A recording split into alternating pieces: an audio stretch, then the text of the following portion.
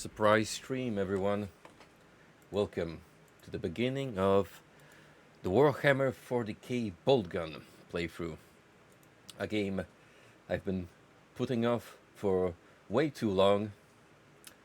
Got lost in the ever growing schedule of games I have to go through, but we finally made time, especially since my usual Saturday streaming slot this week is no good.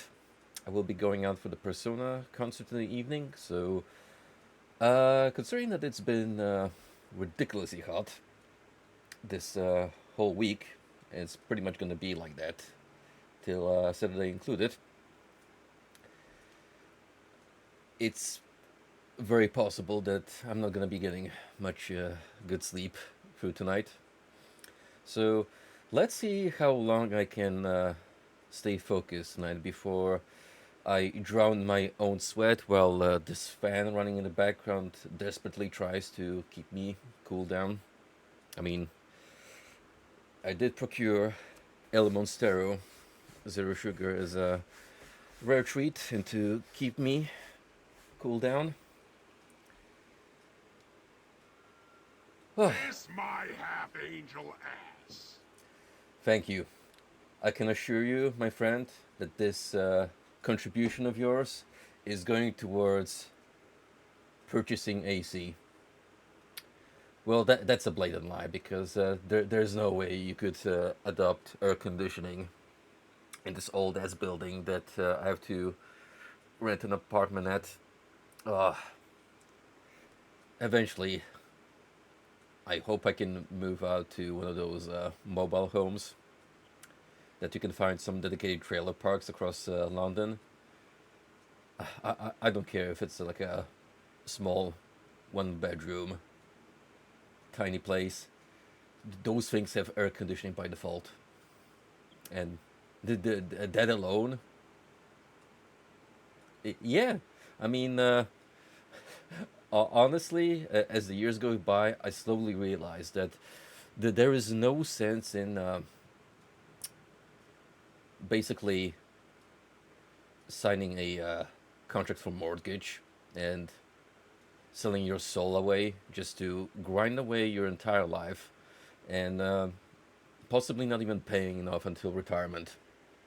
Especially since I'm closing in on 40, that is even more unlikely on my end. So, honestly, mobile homes slash trailer parks are slowly becoming more and more viable because they're just more affordable. Like, even if you can't exactly own the land that the house stands on, I mean, at the very least, you're knocking off rent for the entirety of your life. So yeah, there's something I'm strongly considering pulling off whenever I decide, hey, it's time to move out and live on my own proper. Anywho, Boltgun. So this comes from a studio I've honestly never heard of before. Apparently, these guys have been on the market for at least 10 years, and they made a bunch of games. Orok Digital is what this developer is called, but it wasn't until Boltgun that these guys came into the spotlight. And they're doubling down with a sequel this year, so even better of an opportunity for us to check out the first one and see if it's up to my liking. Like with a lot of shooters, this is advertised as a boomer friendly. Now, what that effectively means is one of two possibilities. Either it's actually going to try and emulate an older title like, oh, this one plays like Doom, or maybe like Quake, or perhaps a build engine game, like what Iron Fury did. More or less accurate. You know, I'm kind of grateful that for whatever reason, TT has decided to glitch out because I can assure that prompt would have driven me insane.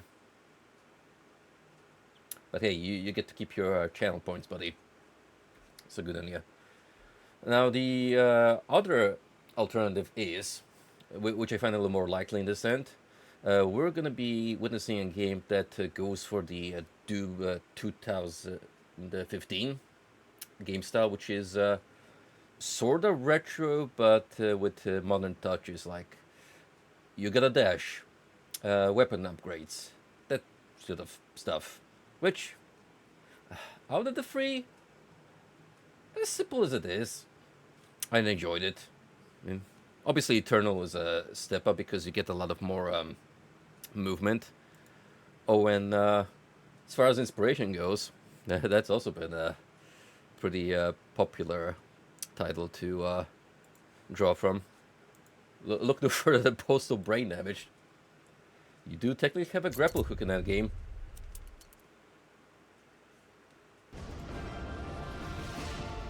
Warhammer. Did I even try to explain to first-timers what a Warhammer is? I'm sure most people know already by proxy. Woodstar, that was a dark, grim fantasy setting for tabletop. Kinda took a life of its own, and eventually had a far future equivalent that has easily took over the limelight as far as everything Warhammer is considered. And I can't blame 40k because if you get really down into the lore, it's kind of awesome actually. Like there is a lot of cool stuff that's been expanded upon the years as far as the narrative goes. But two things draw people in immediately, and that is the cool military sci-fi aesthetic, especially associated with the Empire, and the fact that life in 40k is shit.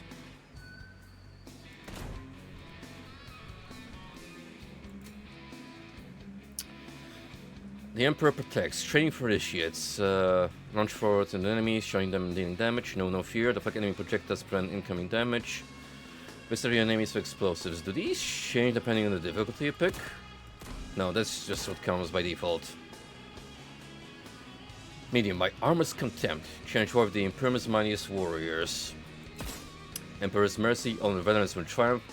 Exterminatus. Not even a Primarch could survive. We're gonna go with Fard. I like to settle down with whatever might be the equivalent of ultra-violence on the first playthrough. Look at this dude though. Look at his badass power armor and tell me that this is not awesome. I would have considered this peak as a child, and I still do as an adult. Nothing, once touched by the hand of chaos, remains untainted. You are under the dominion of the Ordo Malleus to assist my investigations into a world that has already felt that... This really reminds me of Graia has been under earlier point-and-clicks like Monkey Island that also went for this kind of over-the-top, The Forge world remains largely full-on secure, pixel but we have visual. data concerning energy readings in the surrounding system. I have my suspicions. It's not easy to accomplish, but it's a treat to gaze upon. Of these foul energies. While most of the planet remains unaffected, it is my belief that rogue elements within the Adeptus Mechanicus may have been experimenting with a surviving fragment of Inquisitor Drogon's power source.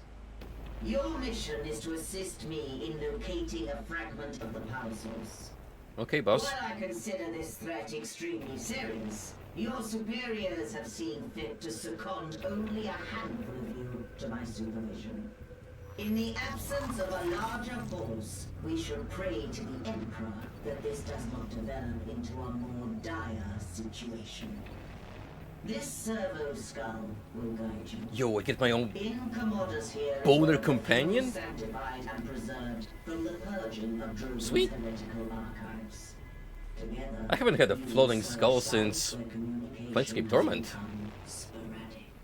Well, Should you encounter any opposition, do we you may count Clive assume Barker's they have been Undying? tainted by the ruinous powers. Hmm. Suffer not the heretic to live.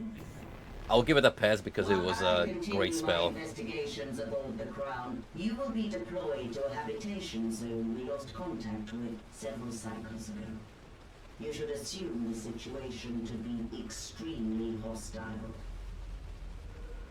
Beware. We do not know how far the taint of the arch enemy spreads. Don't worry, my Warhammer 40k knowledge is on a rather surface level, mostly by proxy, hearing to legitimate fans speak about the property.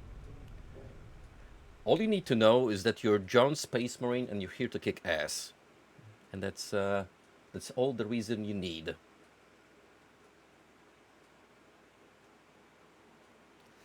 Indeed, praise the Emperor, Noferd, and welcome to the stream. How are you all doing tonight?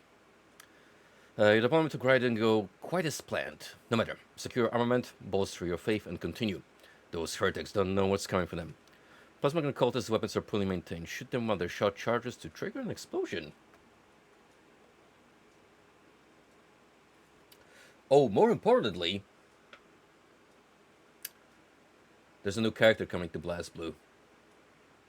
Yes, not a new BlazBlue, but a new playable character to Central Fiction. A game that's like, what, 10 years old now? Yeah, you know what? Maybe it's for the best. Do we really need a modern BlazBlue in the vein of Strive? No. No, no, no, no, no, no, no, no, no. Landing zone interact. Cogitating conclusion. Crash. Suggest location of nearest Imperial structure.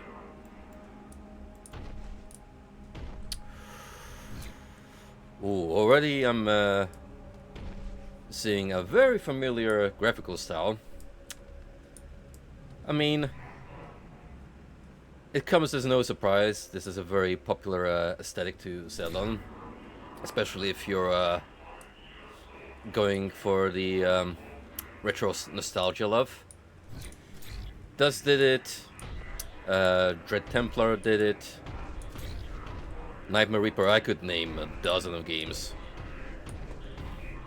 And you know what? I keep falling for it, but because it just looks nice.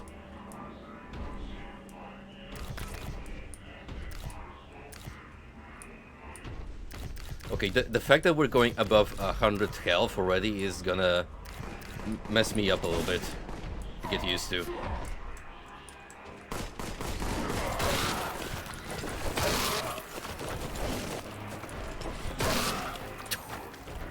Holy shit! You could just press V to dash in immediately with a chainsaw. You can still press right click. I see. If it was just V, that would have been a little weird to get used to.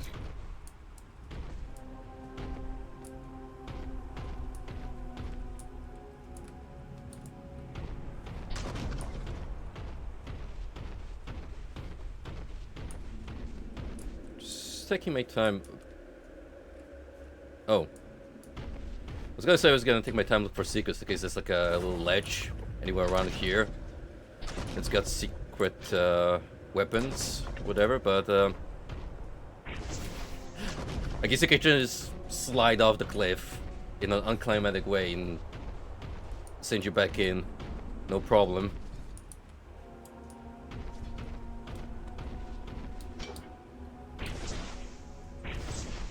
Imagine this absolute mass of flesh and a giant power armor bunny hopping. More likely than you think. Your average space marine is a roided up human with genetical enhancements to make them the perfect super soldier.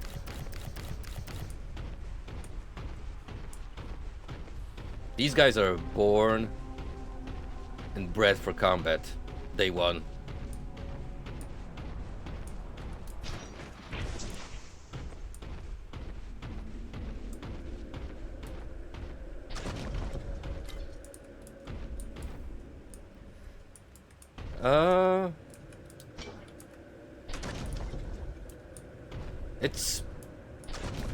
It's kind of unusual to start a boomer shooter without a gun, but you know, I can dig the chainsaw, especially if it just absolutely obliterates lower tier enemies in one hit.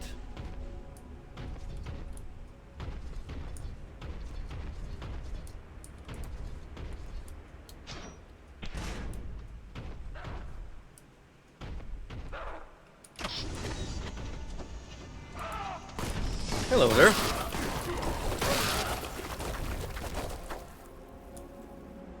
Now it would be a Warhammer game without the proper amount of viscera.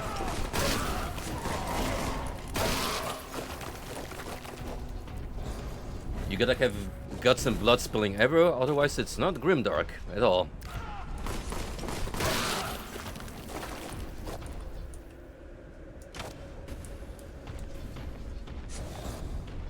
Also, yet another game where we get to slaughter cultists indiscriminately. Yay!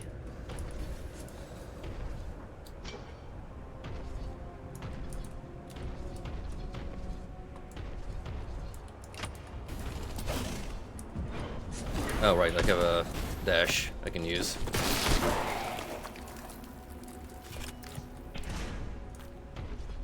I'm getting shotgun ammo, but no shot yet. Basically, blue balling.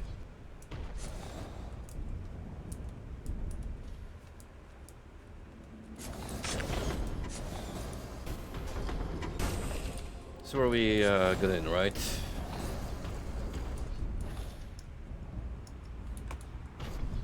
Pressing tab to see if there's a mini-map of sorts.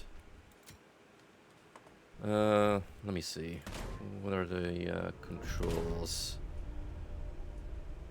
Fire, reload, melee use, taunt, jump, charge, grenade, run, quick save, quick load. Next weapon, blah blah blah blah blah. Is there even a... there's a navigation guide, whatever that means. Oh. It's just a marker to tell you where to go. Which... I don't mind. Too many games have a design problem where environments kind of just blend in together, or you have to do a lot of backtracking. So I don't mind a big yellow arrow pointing me in the right direction.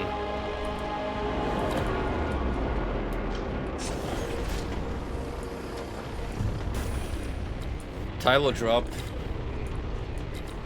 We are now officially John Boltgun.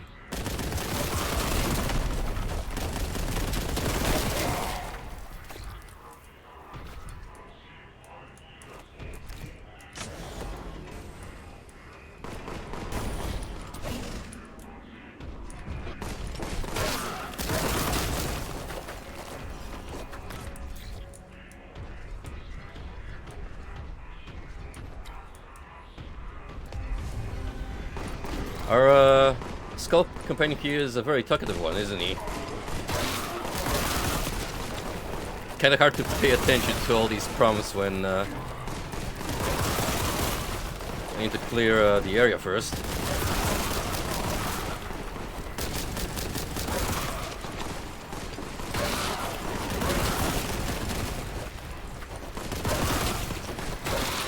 Ooh, a neat thing I'm noticing already is while firing you can cancel the shooting animation with the chainsaw and follow up whenever you want to. That alone is a great design choice, which can possibly improve the pacing of fights. 200 contempt, which I guess translates to shields.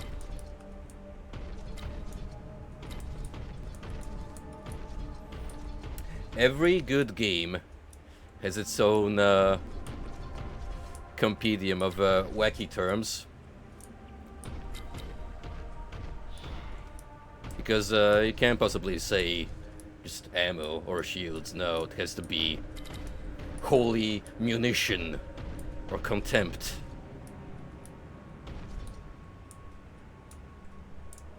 Big fan of the stained glass, especially the ray of light that's poking through.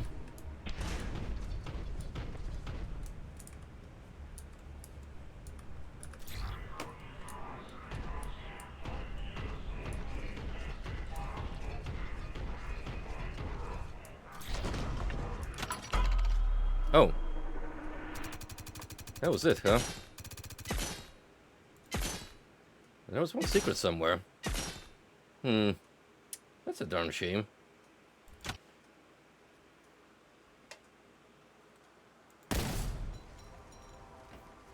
Can I actually somehow check? Oh yeah, if I go here in the menu, that tells me how much secrets we have. There's a whole 6 this time around, so we got plenty of opportunities to look around.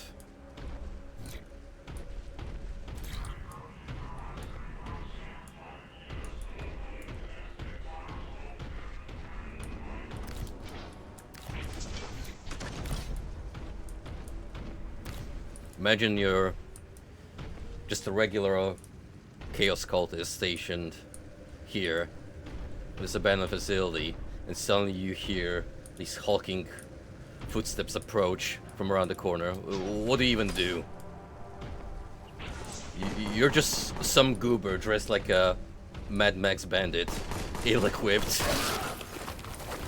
against the unstoppable force approaching.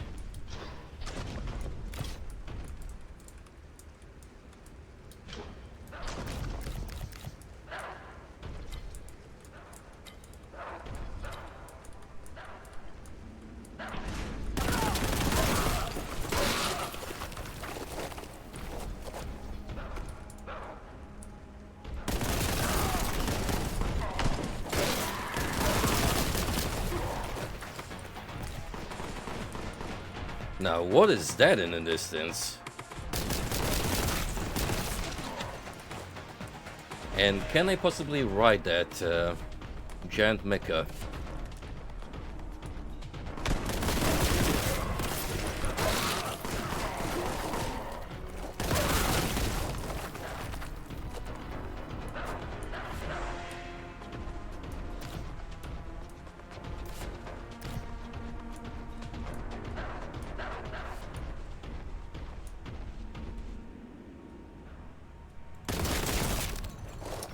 Doesn't know.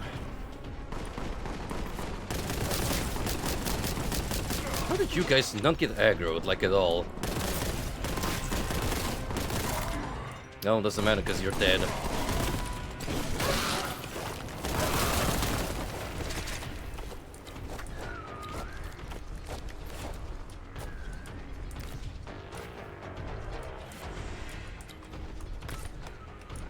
Shall we try grenades on our next encounter?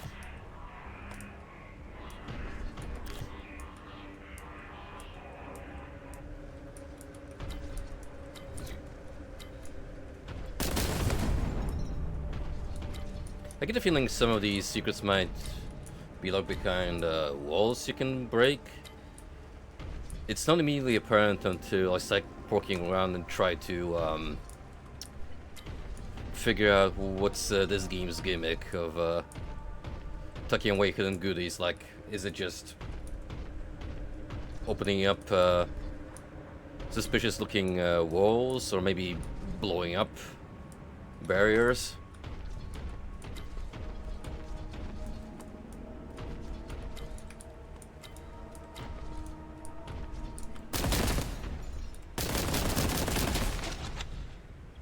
Fake shells, confirmed.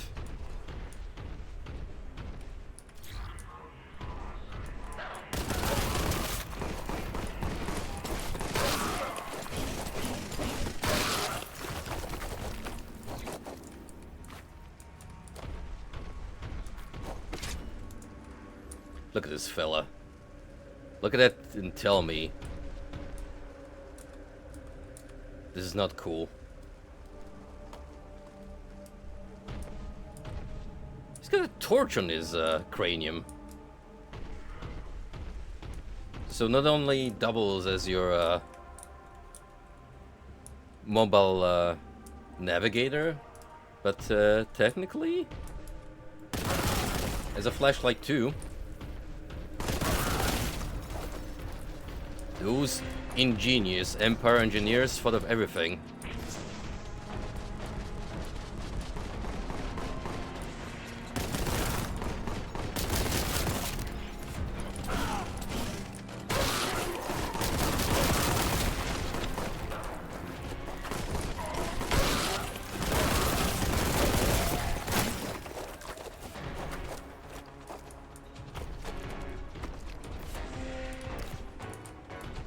So your dash chainsaw combo seems to propel you in quite a reasonable distance,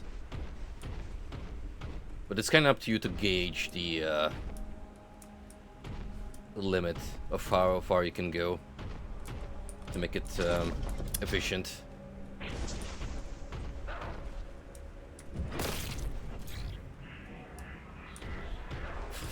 Look at that came up as I steam through that cadaver.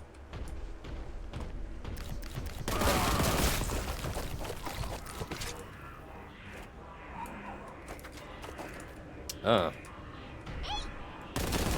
Okay. Which one of you has a key then?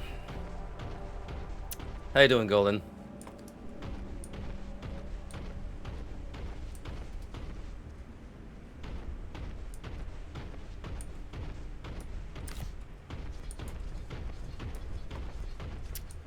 Tomorrow, the Steam sale officially commences. I have Rhino and Stellar Blade potentially as my purchases locked in. Kind of depends on what discount we'll be getting. I expect it's more or less going to be the same as per previous promotions. But I think at this point you'll still be able to grab them at a reasonable discount. Rhino is guaranteed to be like 30% off. Stellar Blade might also hit that ballpark.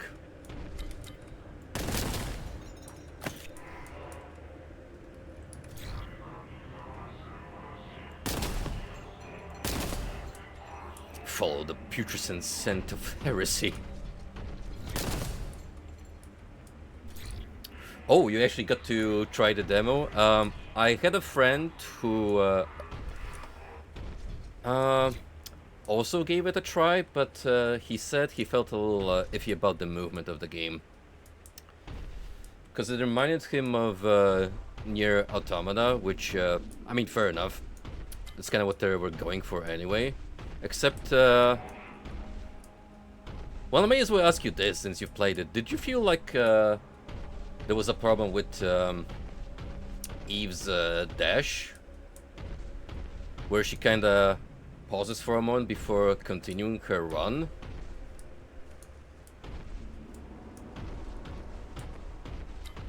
It's kinda weird to explain when I haven't played it myself.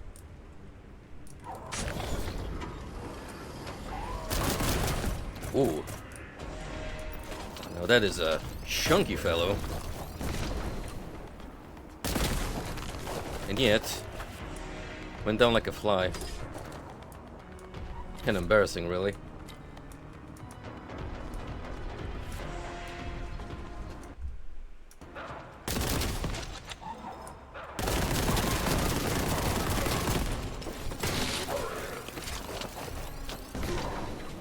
Ooh. Is that a explosive aura?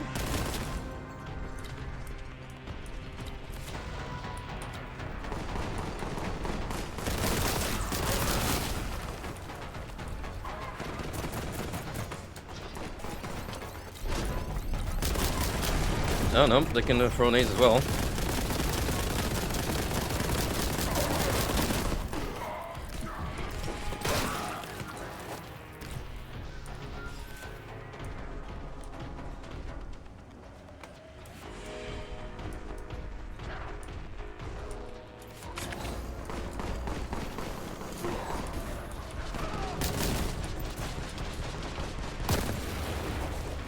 Yep, that's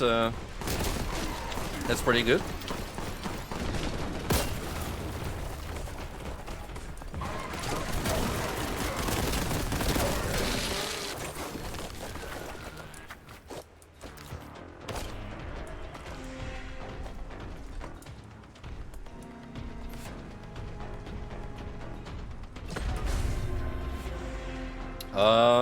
That gun has a secret, apparently. Just by going to the side area. Just weird, but sure. Take it.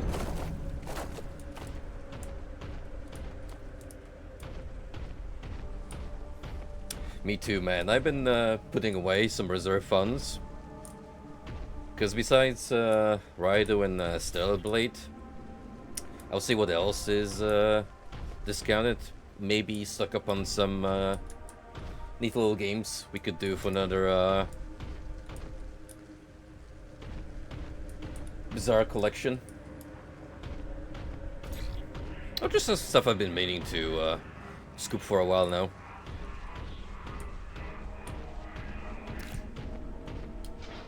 You know what would be a good one, actually? Riven.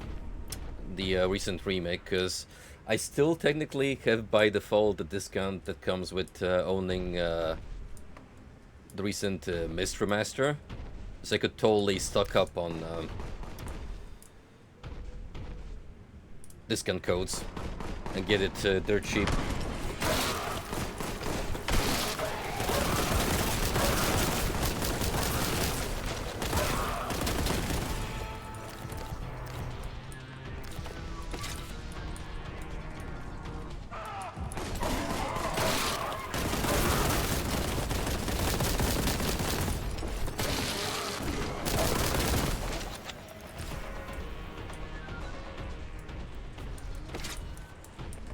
Raido looks really fun.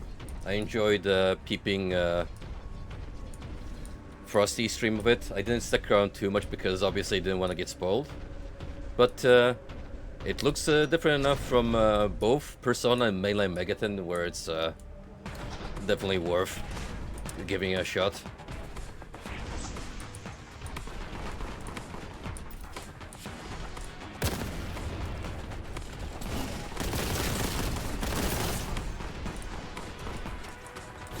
Hang on, let's try and line up these guys.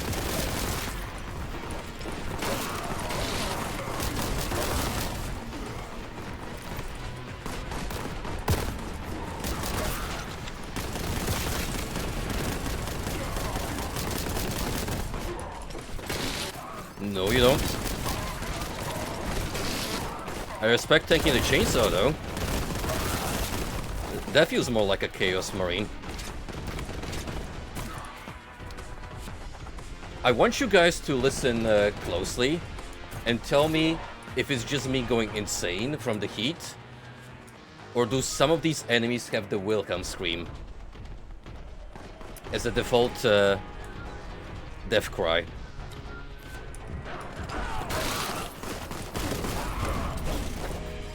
It feels very muffled, but I swear to God I can hear it through the noise.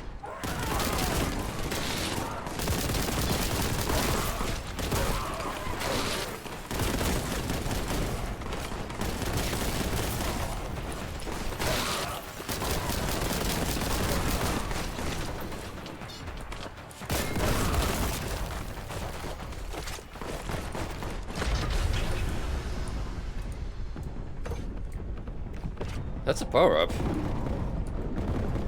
Invul?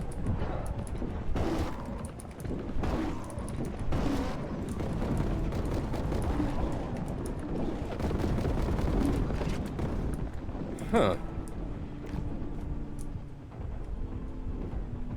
This is This is a very strange way of treating secrets, I'm gonna be honest. I mean, I'm kinda on board, but this feels like mandatory progression, not actively going in my way to find these pickups.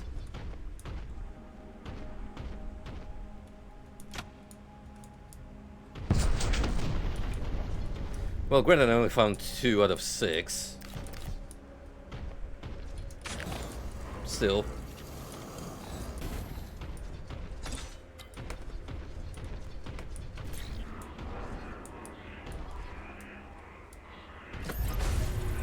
Never mind. We now have the collectibles, and now my gun has a bizarre green aura around it.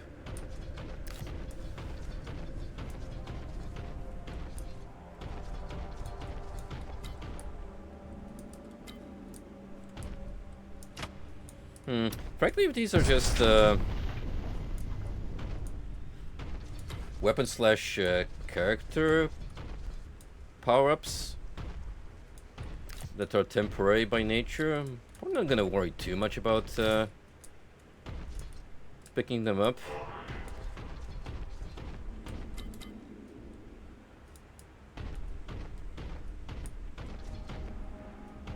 Unless, hey, they sneak in some Easter eggs.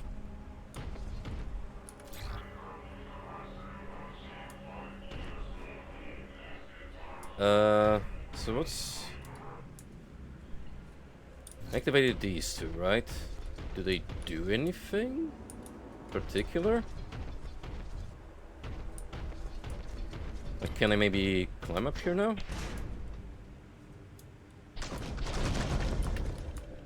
Oh. Well, that was awkward.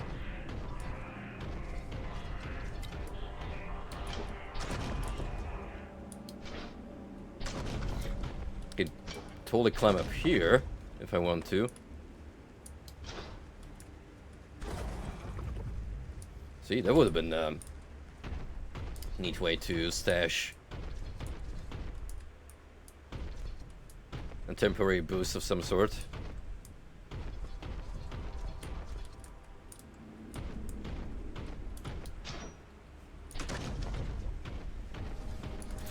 Alright, Scully, lead me on.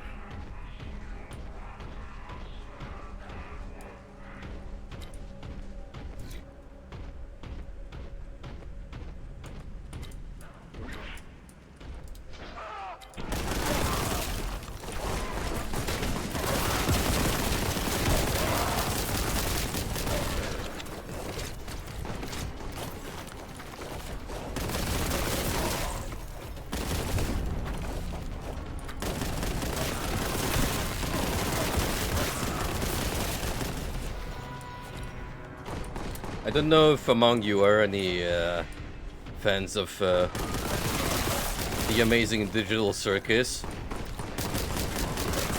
I kind of wanted to cover this subject on the last stream, because that's when news broke out surrounding the final episode. But at that point I haven't watched it yet, so I wanted to give it a view and then come to conclusions, and some conclusions boil down to the finale sucked. It was a whole nothing burger. A lot of build up for a flat drop.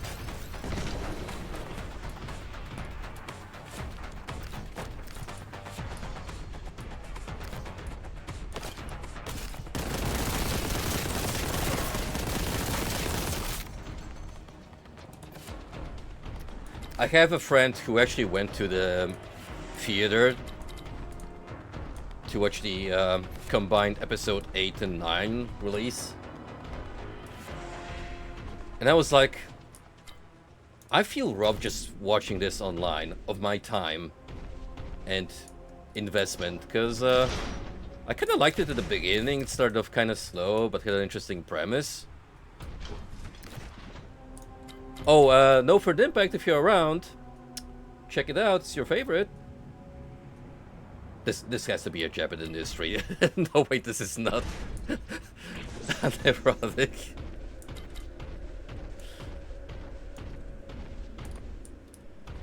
But you're not wrong about the tumblecore aspect, Frosty. Oh no, it got real bad post-finale actually when Goose Wars started making up headcanon on the spot to try and save face after realizing what a mess they did writing-wise, and surprisingly only made their case worse.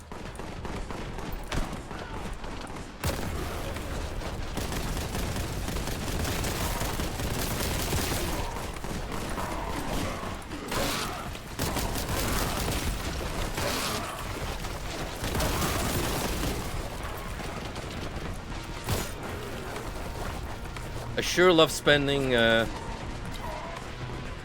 of the episode learning the backstory of a character that literally is taken out 5 minutes after the fact.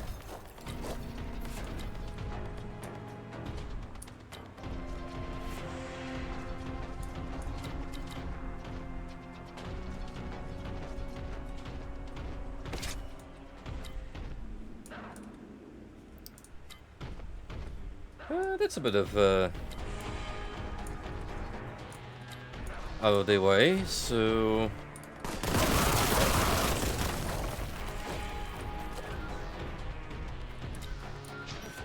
no way.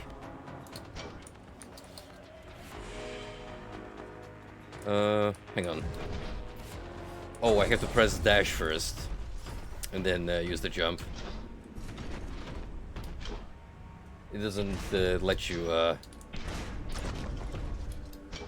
do the opposite.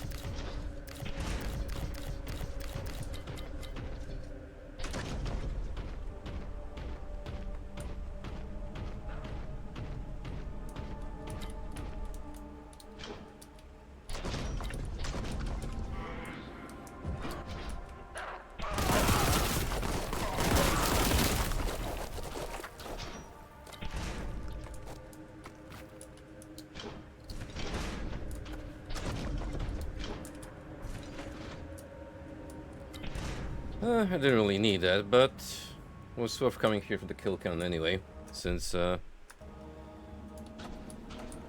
getting there.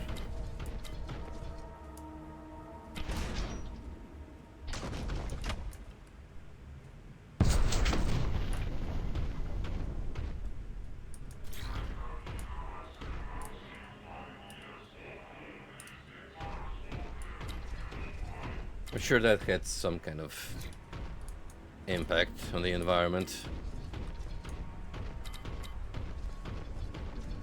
which I'll learn about 5 levels from now.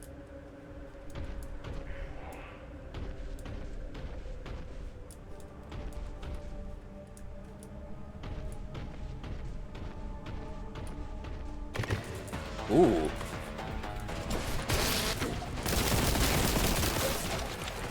But you get to fight some Chaos Freaks, not just the followers.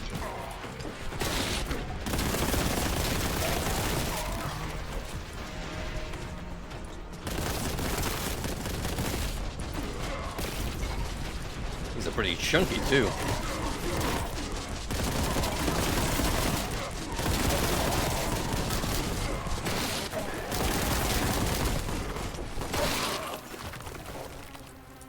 We're also starting to get somewhat tankier enemies, so I can exactly just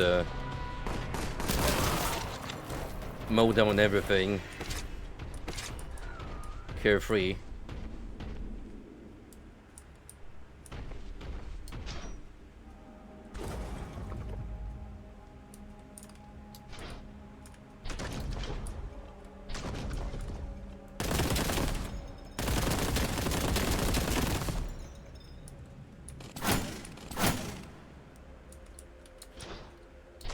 It feels like it should break under impact.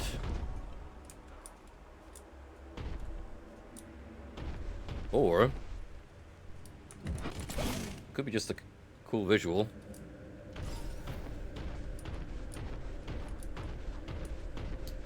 Anyway, saw a thing up here. So let me try and get my groove on.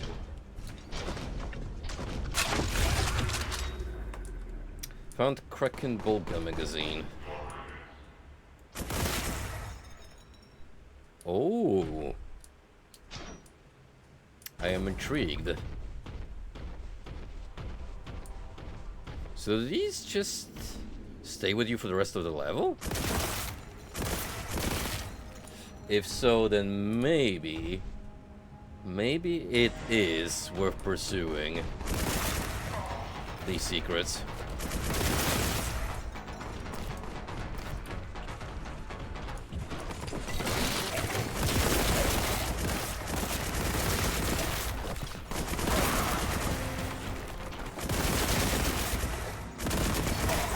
Certainly makes a more unorthodox approach a little more understandable now.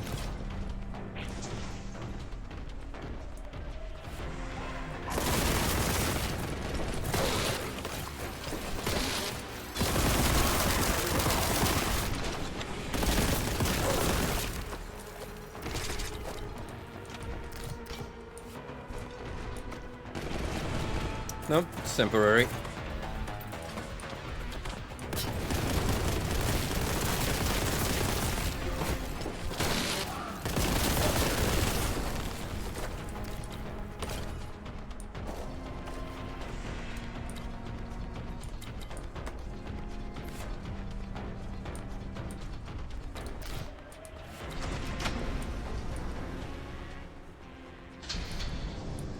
He doesn't know.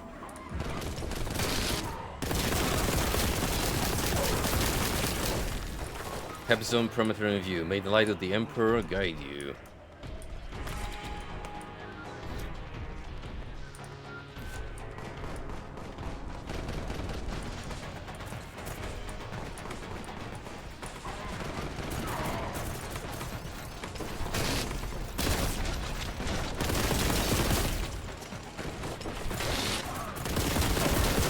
It would have been really fun if I got an insta-kill of the jump.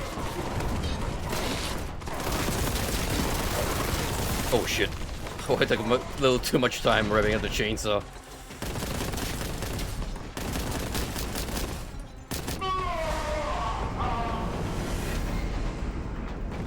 Well, that's the first death of the run.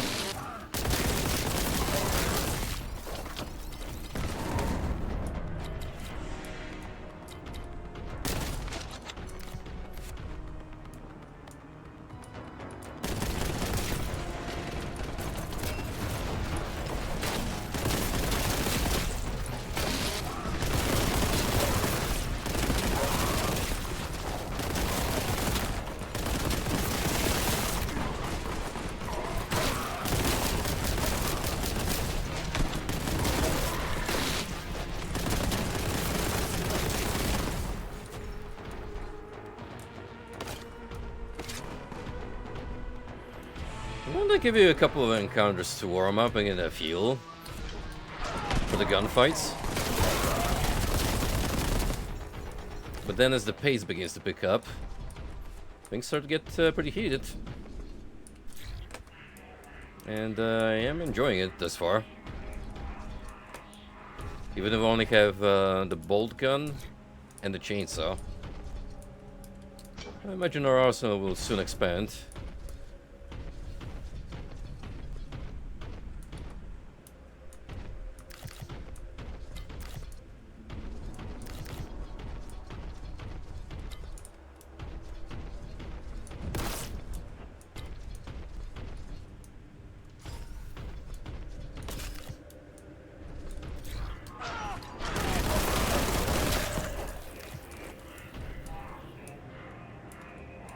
Recommend seeking alternative entrance. What the hell are you doing down there?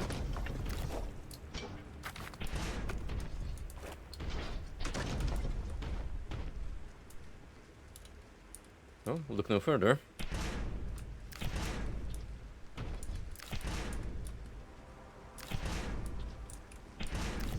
Look no further than the convenient set of platforms. Exit? Possibly? Yeah. Who did I miss then? It's like... apparently 2 enemies left. They may be attached to the secrets.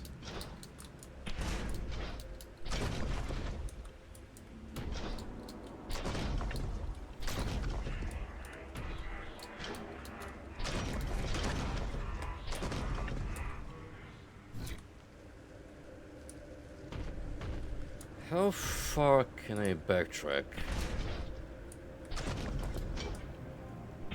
To be fair, we made a pretty big leap from up there. Don't think it's gonna be possible to climb back up. Yeah, pretty much committed. Oh well. Whoever that 1 or 2 guys are, you're lucky. You get away this time.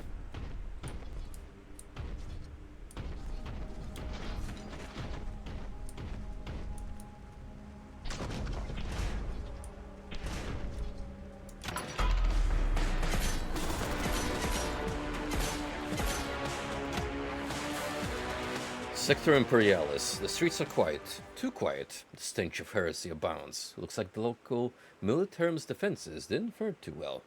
Descend through the hab, purified as you go. Well, even if I have trouble going around, the cops, oh, they did not stand a chance. No. They just got absolutely obliterated. More than likely.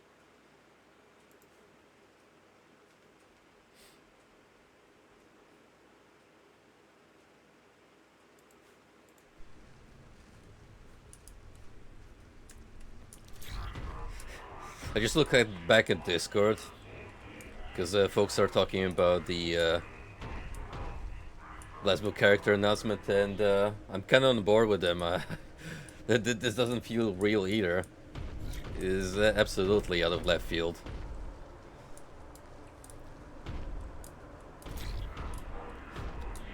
New Under Night content? Sure, that's still relevant.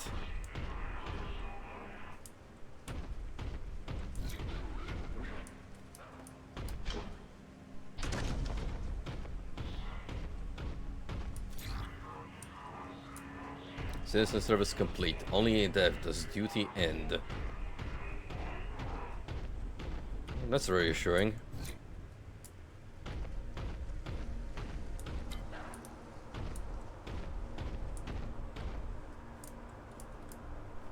There's a big ol' arena over here.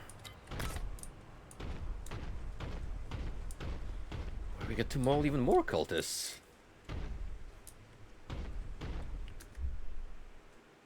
And this time around, the secret count has been bumped by a whole 1 item.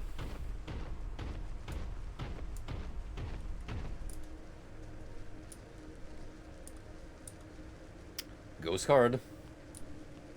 It's easy to miss these details, but if you actually take a while to look around, you can appreciate the love and affection that went into texture work. Further progress blocked. Survivors in sight. Quarry stored. Key required.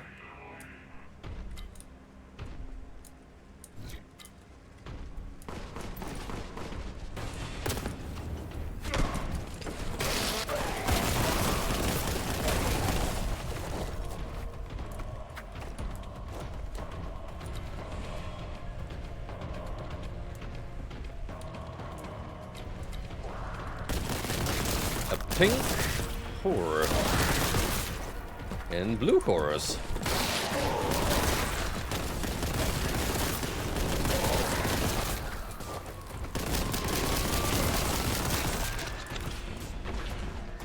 Now pinkies, I can understand. Obvious throwback at Doom, but Blueies? Now that just feels wrong.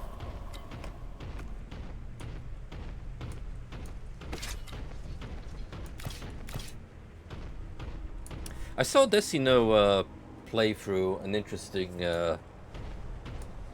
Doom WOD, a work in progress, that adds in a whole bunch of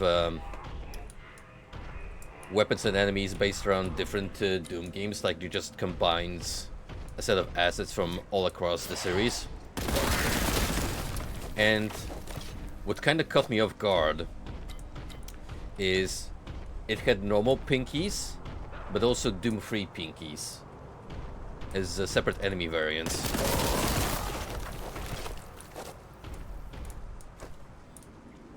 Which, fair enough, the two are so visually distinct from one another that they could actually count as separate entities altogether.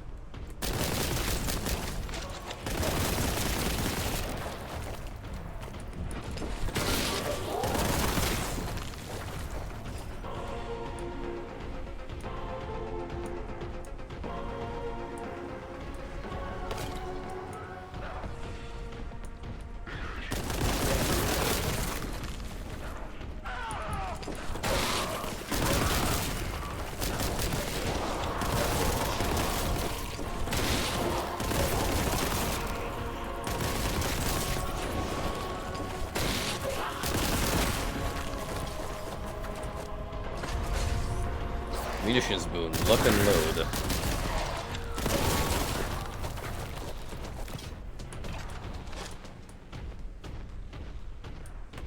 I should pay attention to what the description says, so I have an idea what I'm actually picking up. The one problem I'm noticing so far, especially with your navigator here, quite often reporting on the situation on the field, it is very easy to miss his input because of just the sheer chaos going on. And we're not talking about chaos as in just chaos demons sprawling around.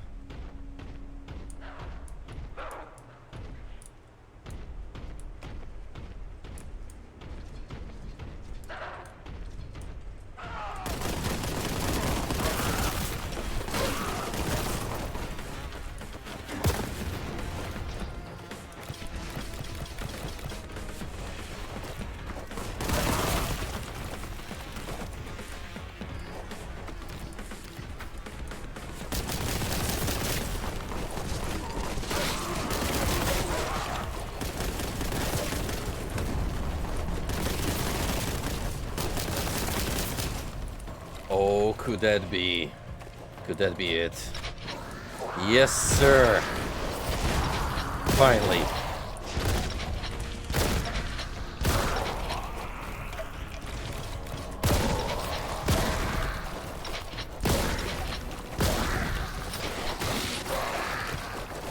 We are so back, bros.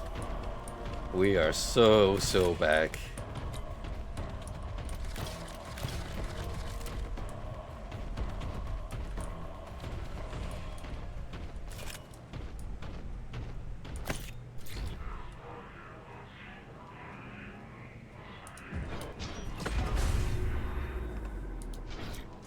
I see. So the laurels restore your contempt to full.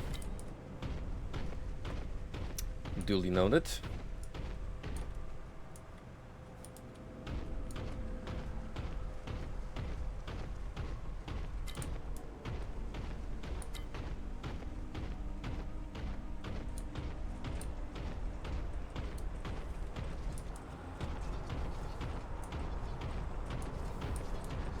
Now, we only had a brief taste of what the pump-action shotgun is like.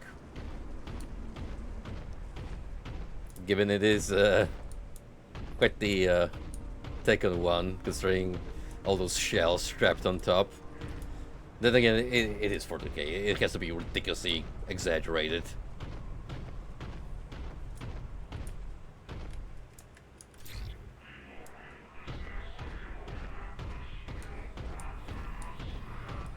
However, we must take down more Chaos Servants, so we can put this bad boy to the real test.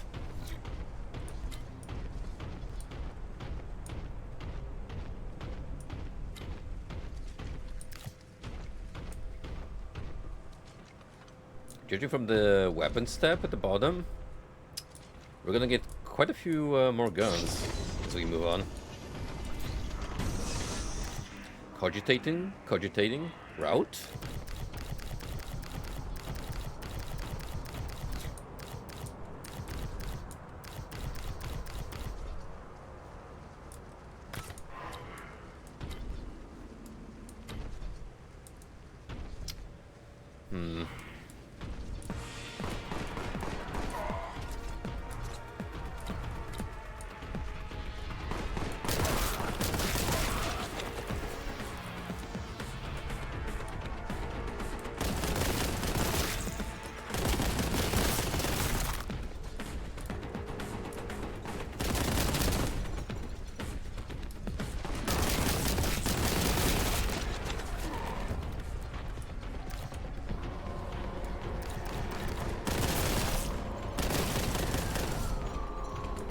What's worth noting is, at least thus far, to this point,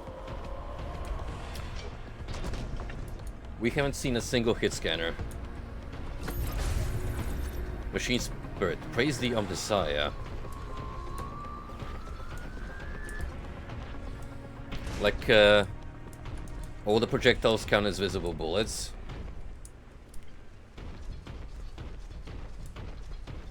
Which, you know, I don't mind at all.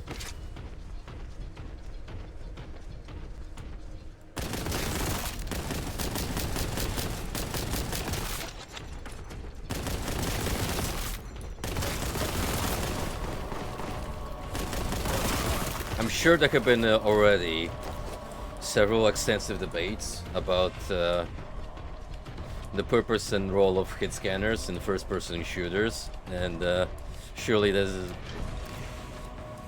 been heated debates involved on whether they're a relic of the past or a valid enemy type.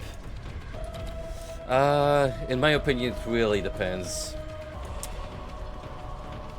how you place them in a game, because if it's snipers or spread around a regular encounter in reasonable numbers, sure, I don't mind. But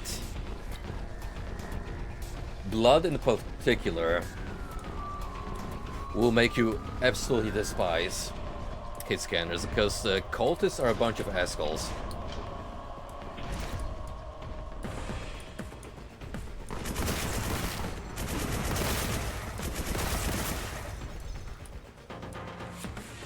Not to mention, those bastards also come with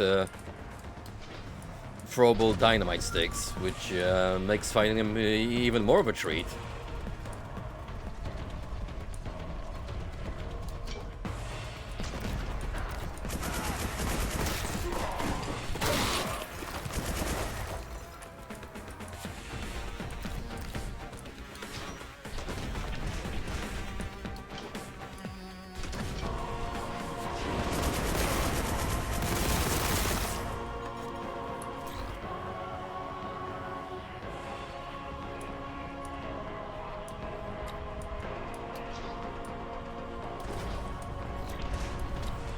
Is that the way to go?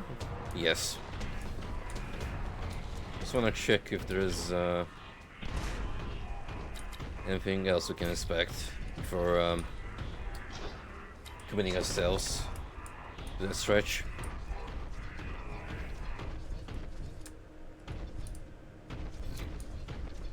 Got this massive structure here.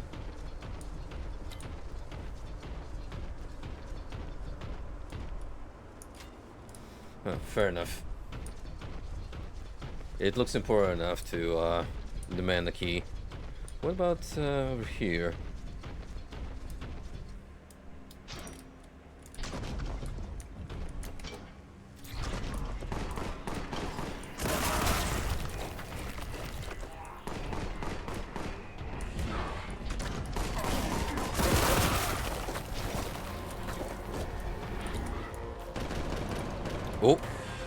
Oh geez, whatever is here, that just tanked the frame rate for a minute.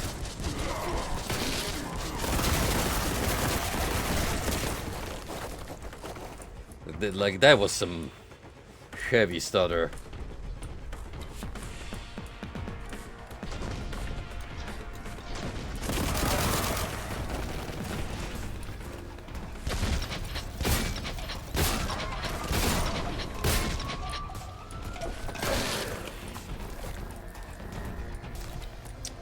Well, Chaos Marines don't seem to care particularly about shotguns.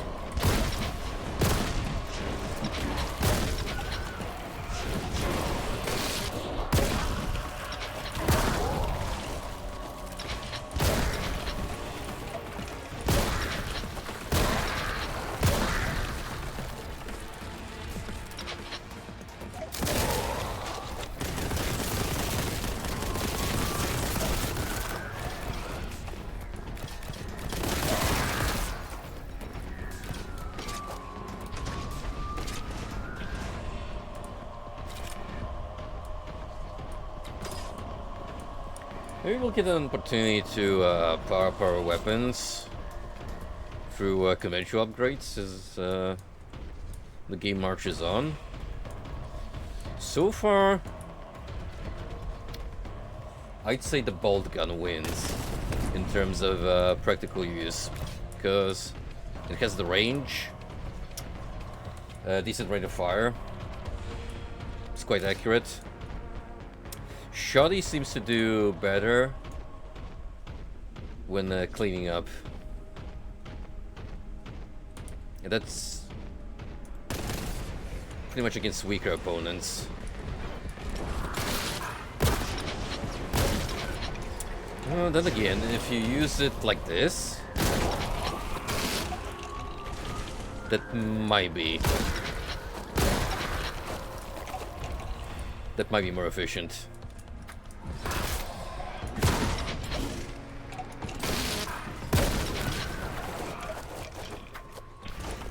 Yeah, it seems to make more sense for me to dash in with the chainsaw and then shoot him, or the opposite way.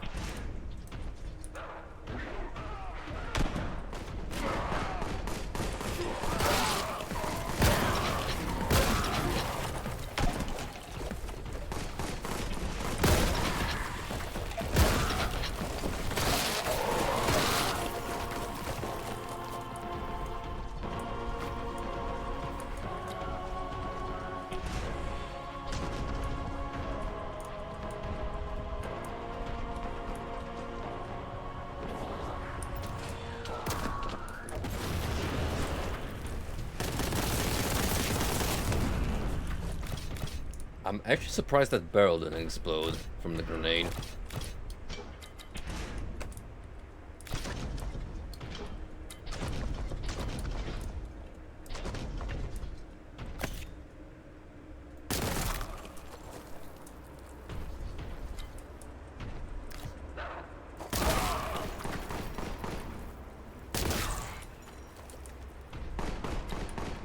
I was gonna check if there are headshot bonuses, but well, these mooks just go down with one shot anyway. It doesn't matter if I stub their toes or fix a bullet right between the eyes, or they just plop dead immediately.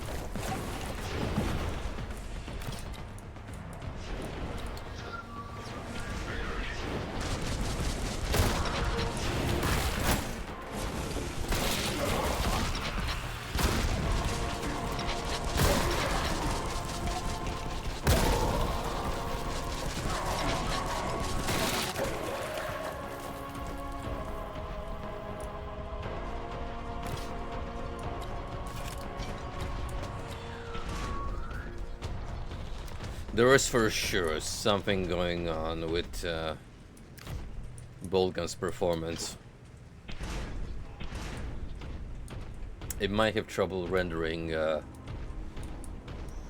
too much stuff going on the screen at the same time. Which shouldn't be the case, because it's not a particularly specs heavy game.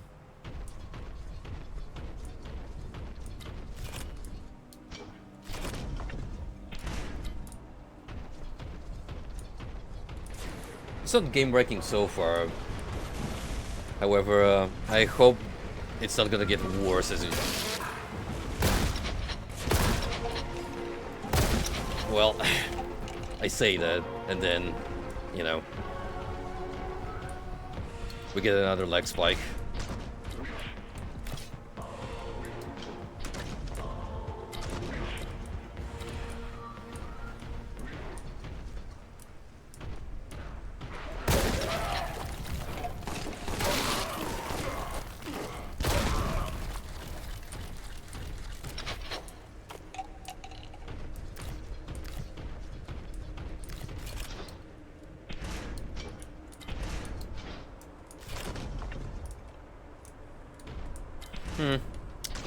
If it gets any worse, after the stream I might just do a little research and see if people have experienced similar issues and if there's any possible workarounds. Because if we go to the options, there's not a whole lot I can do here.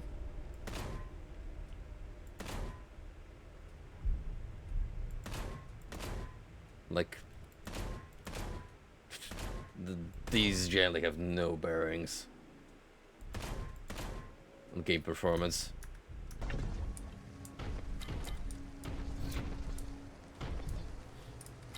I don't know, unless there's some hidden options you can tweak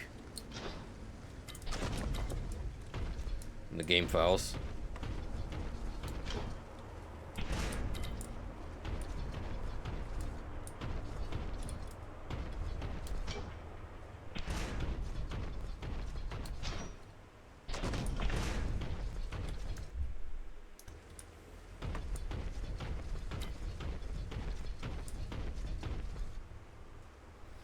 I was not afraid about adding the following to the launch options: D3, D12.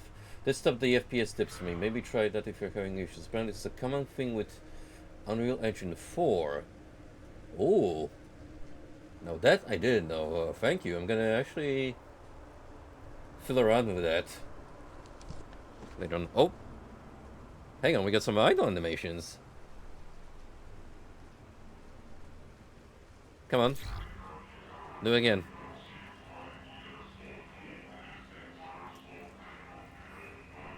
Don't be shy. Show me that you're a man of culture and like to read in your spare time.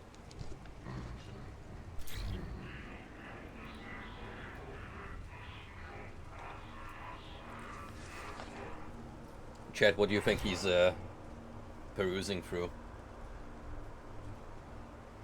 What kind of scripture is our boy studying?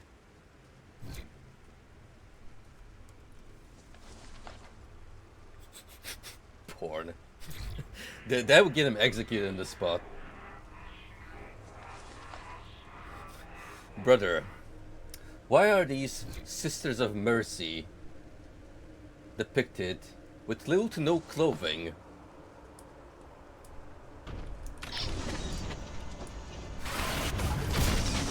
Chaos Terminator.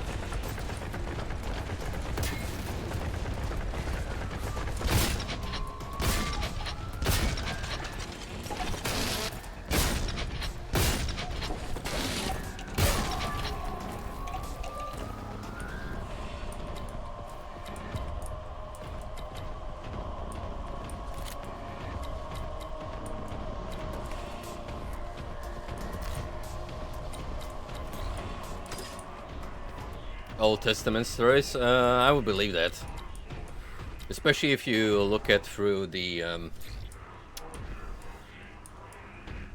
prophet scriptures that are not studied in the church all that often. That's where all the crazy stories are hidden.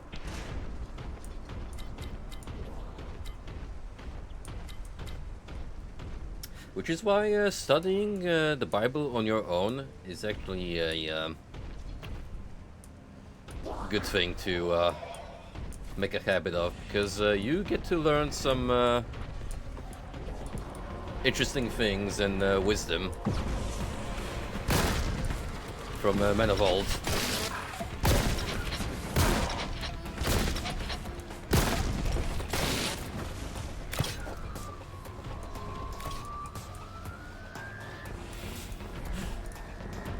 Well, I got fooled making that drop.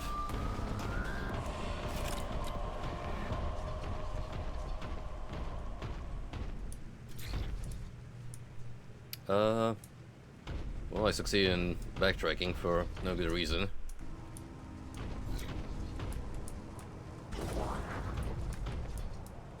Oh, Ferd, since you're around, not sure if you heard my question or not, but when you were playing through Stellar Blade, did you have any complaints with the gameplay in the demo? One of my friends who got to try it out said that he didn't quite like the movement. So I was wondering if that's something that more people can relate to, or if it's more of a question of individual taste.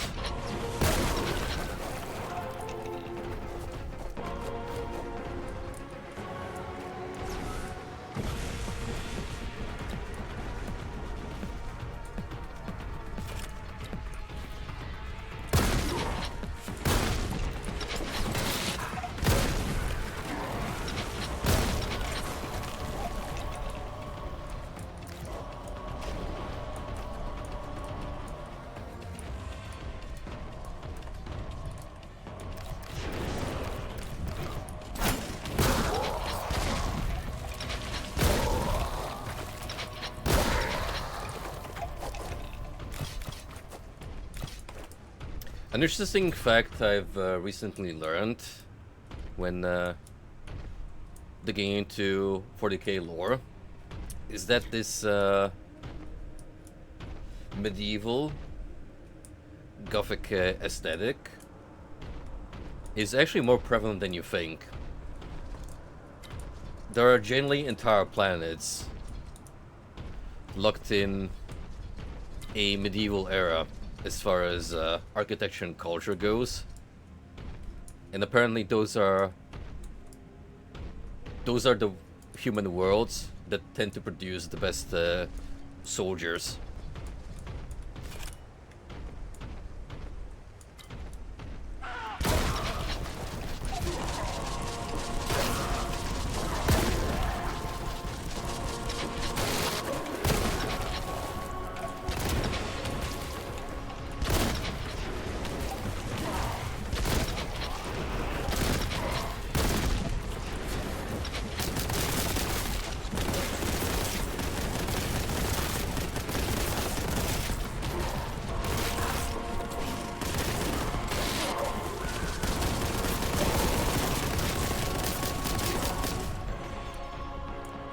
Sheesh, it would have been kind of embarrassing if I just died before the end.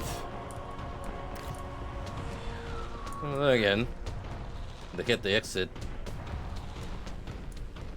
Locked up pretty tight.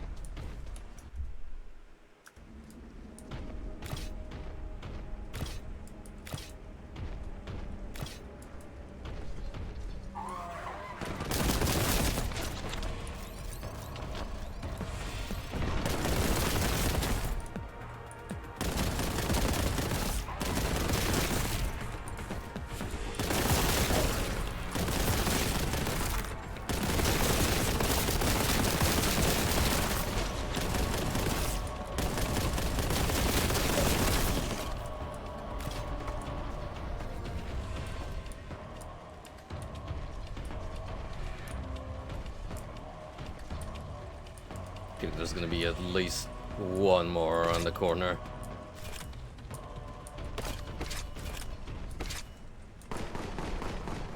Sure enough.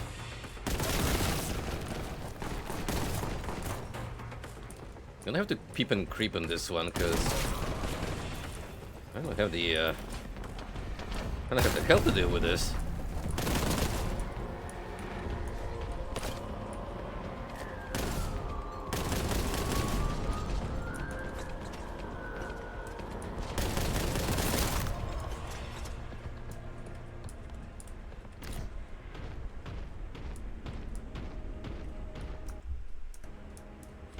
There we go. So the hostiles. We missed now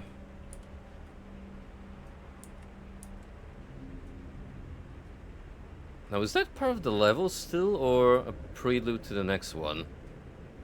Because I can see a whole bunch of pickups down there. That has to be the next map. This little teaser.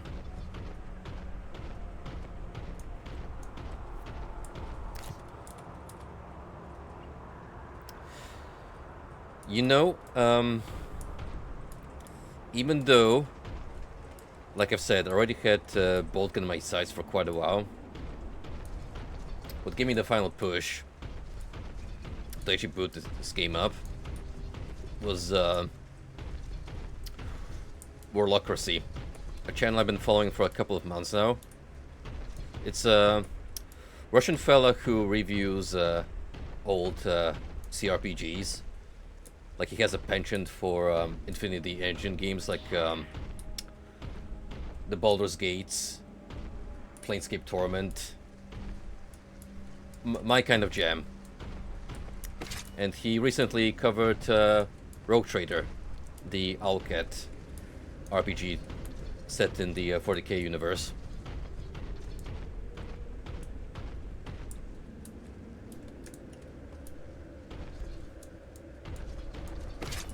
Strongly recommend if that's the kind of content up your alley.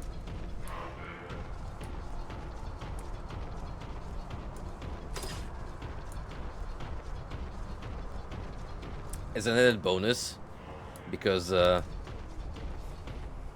guy is Russian, you also get the benefit of being exposed to Slav drink you probably never heard of before.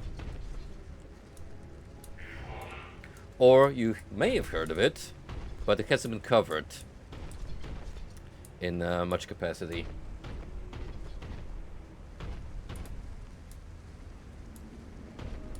An interesting video on that note, then I can recommend, is he covered a mod for Gorky 17, a Polish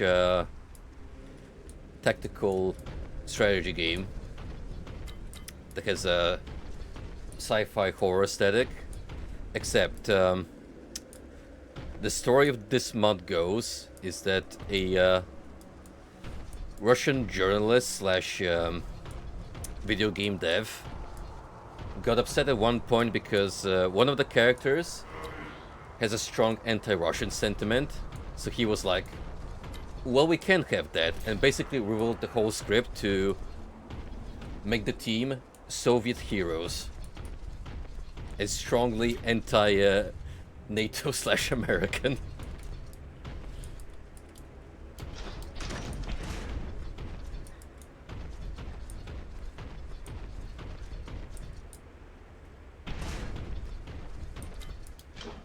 As far as the gameplay loop goes, it plays out exactly the same.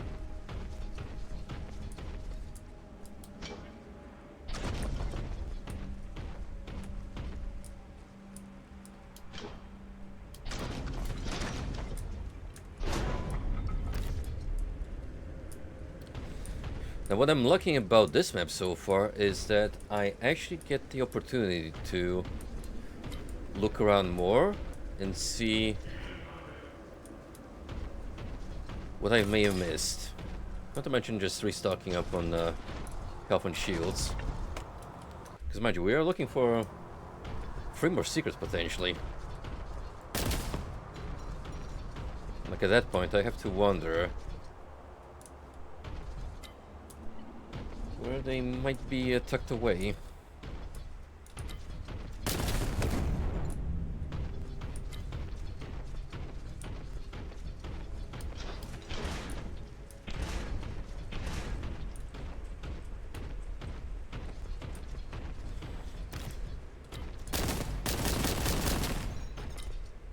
I have a feeling that once we take that lift, we're gonna transition onto the next map.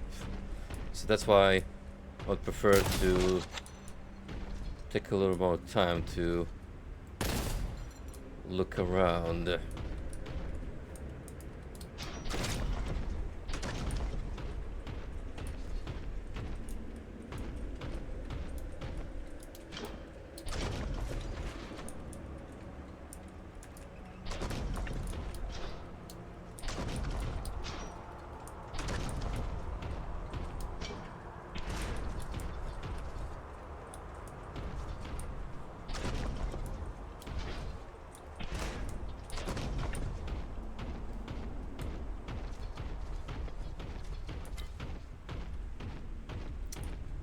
Well, I mean, pretty much walked around the whole map. It's not really that large.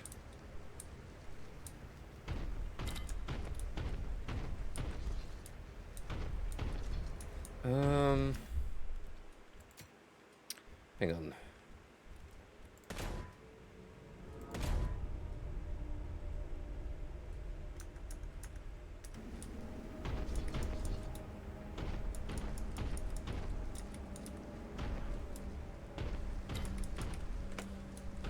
Maybe they're forcing me to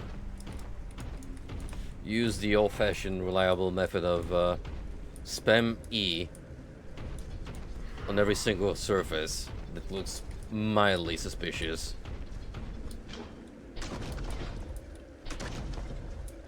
Even though that's not quite how I'm encouraged to play.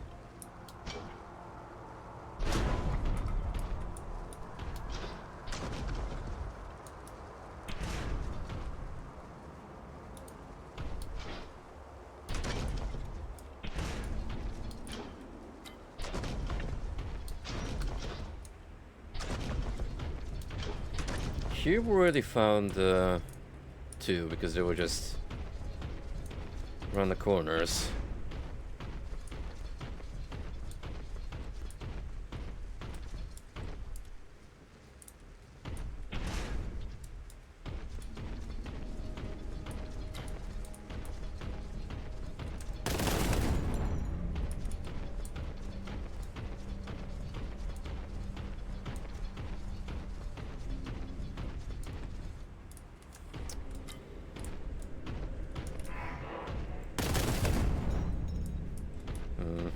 Maybe there's at least one more around here.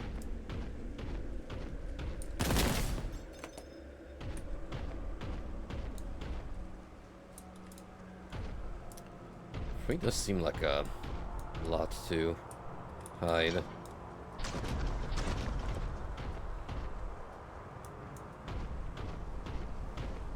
One of them was taking a laurel off that statue. And we also picked up a ammo bag. Here I'm pretty sure is where we entered the map proper.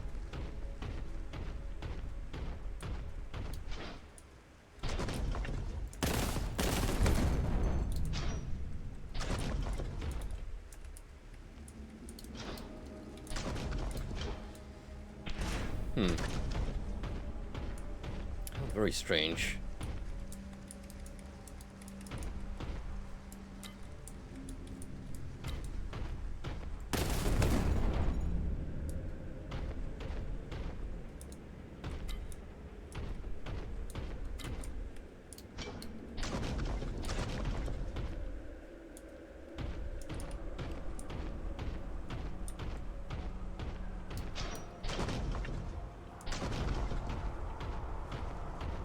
Yeah, for all I know.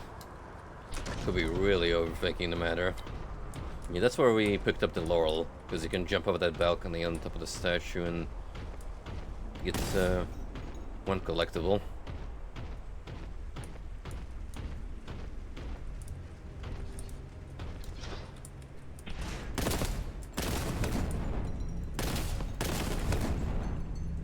No chain reaction between barrels, now that I've noticed.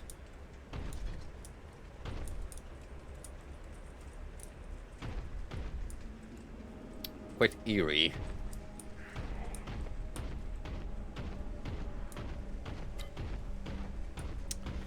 Shotgun room, yes, the dedicated shotgun storage chamber, and like you said, this is where we got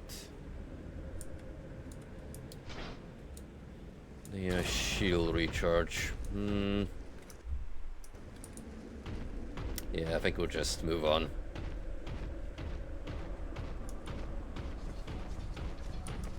Some of these might be a little more obscure.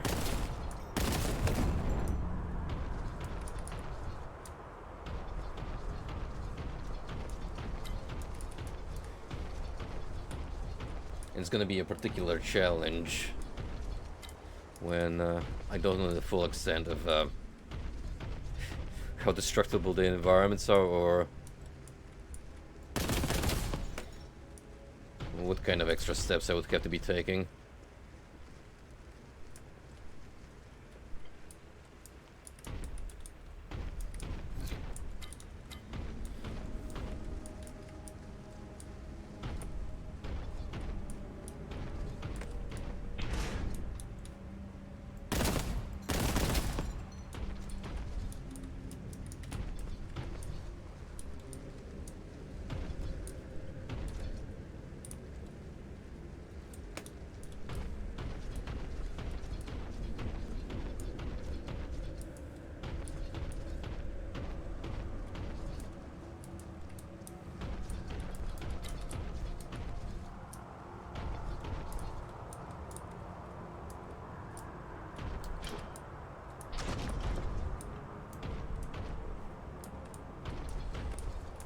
Mind you, I'm looking around very intently.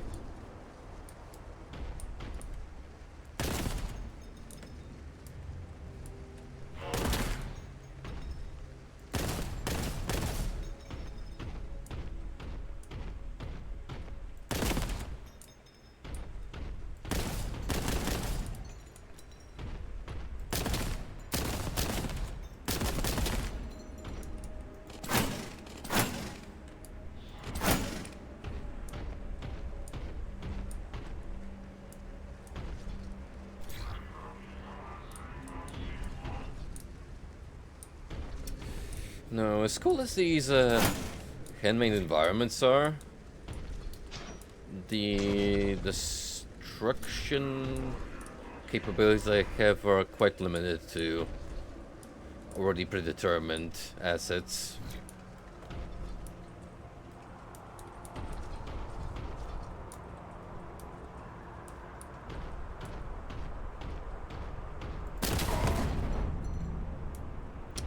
Oops.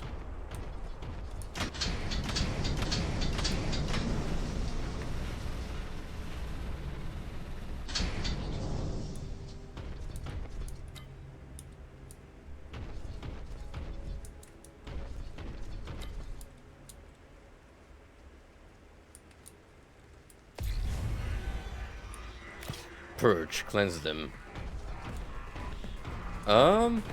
Maybe I was wrong. Seems like we're still on the same map.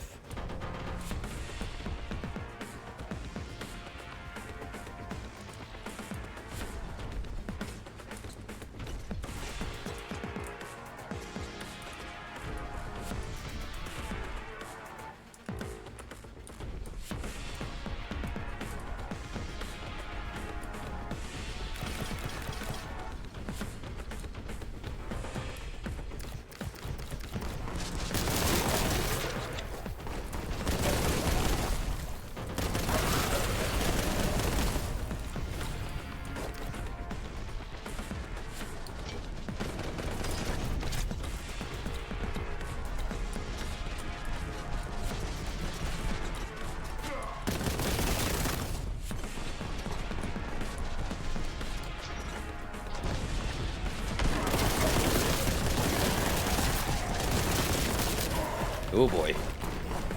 Look at them all crawl out of the woodwork.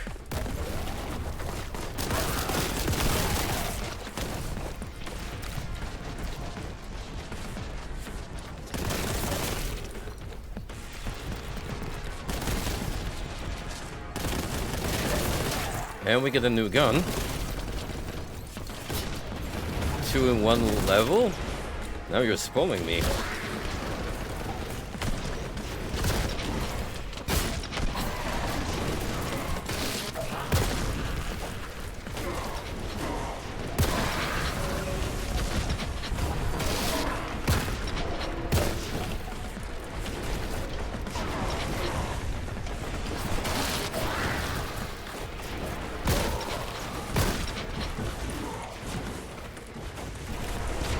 Oh dear.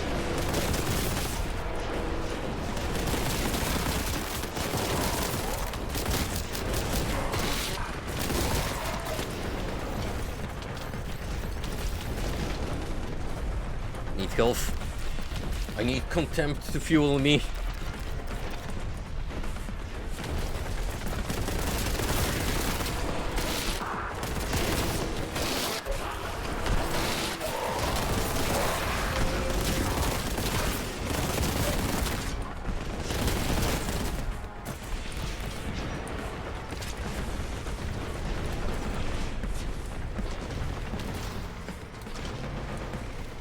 Now it's shaping up more like a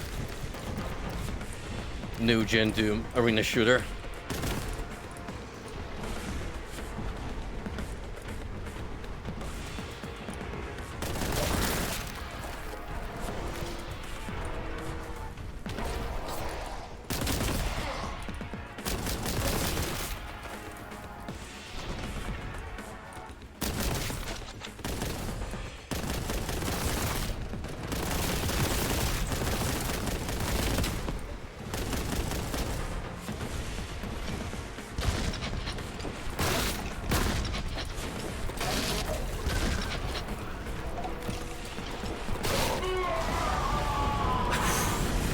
Damn, I jumped right into the fireballs.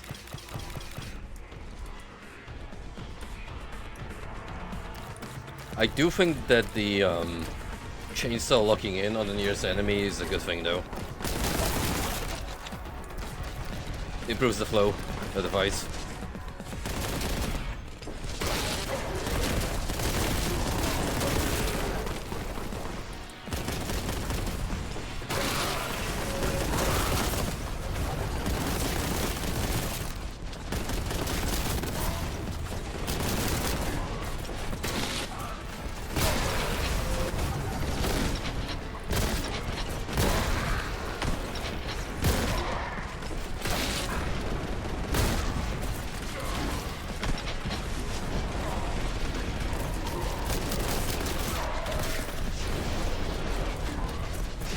Oh, that was bad. Plasma gun.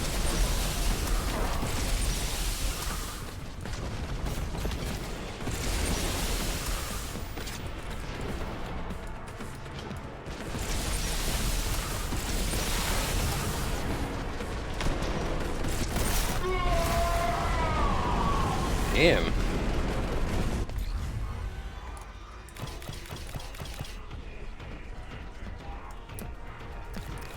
This part doesn't muck around, does it?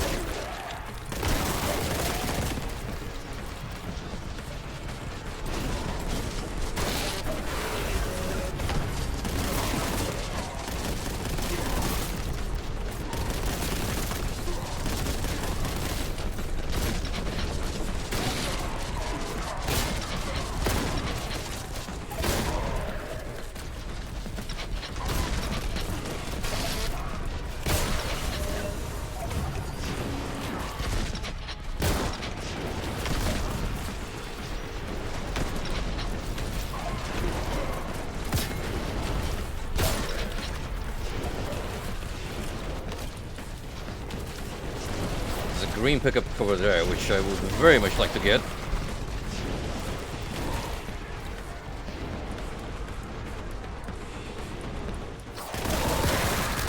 Might have an idea how to collect it.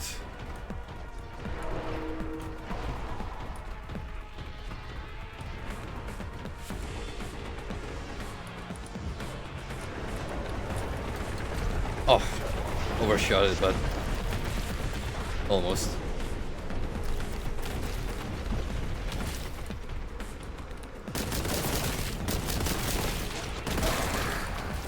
Nah, whatever. This also helps in getting around the place.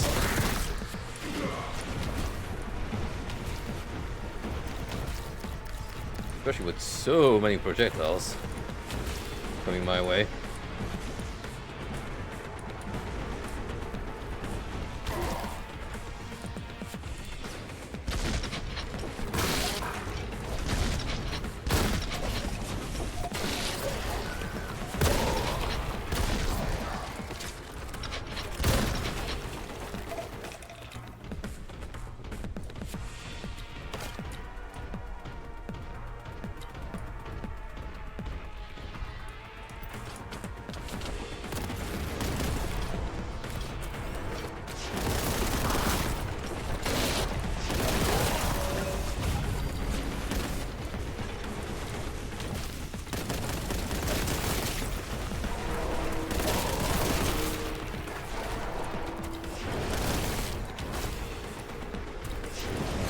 Ah.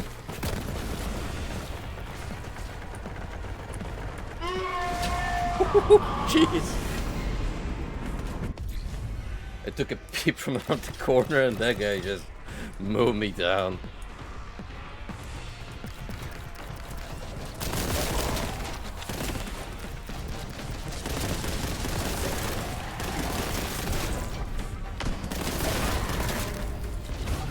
This game's brutal, but I am enjoying it.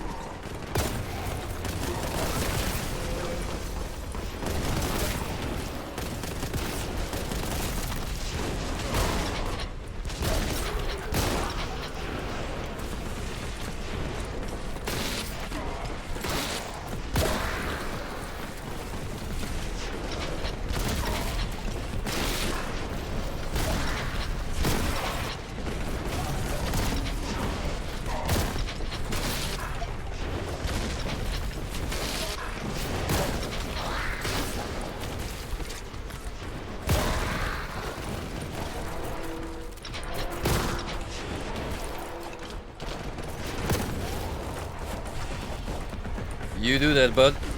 I'm a little bit busy here, as you can see, but we might still be at it by the time we come back with grub.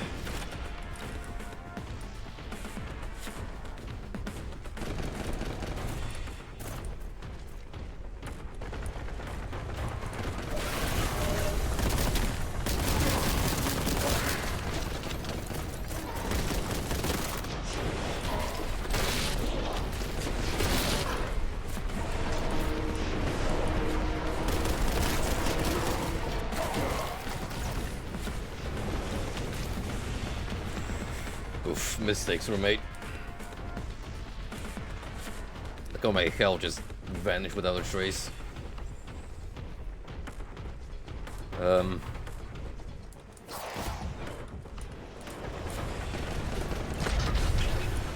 Ore of Doom, mega damage. Never mind.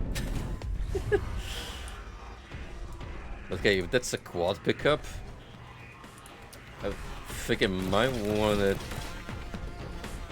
Yeah, by the time the Chaos Marines come up in greater numbers.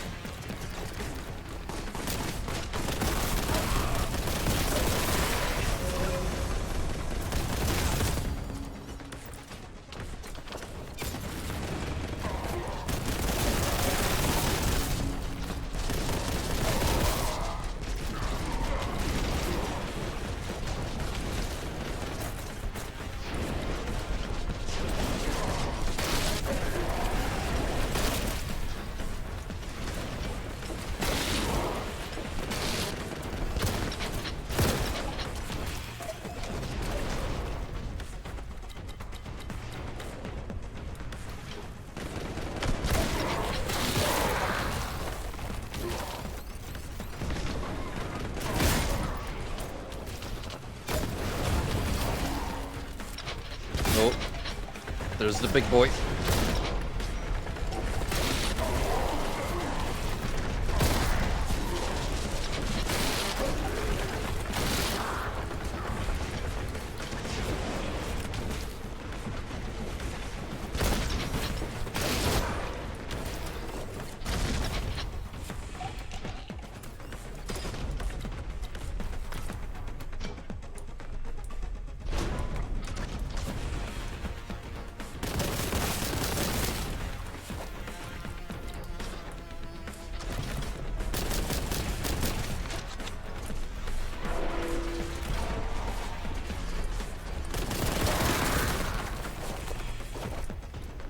Right, somehow I made it far enough to actually recover some health.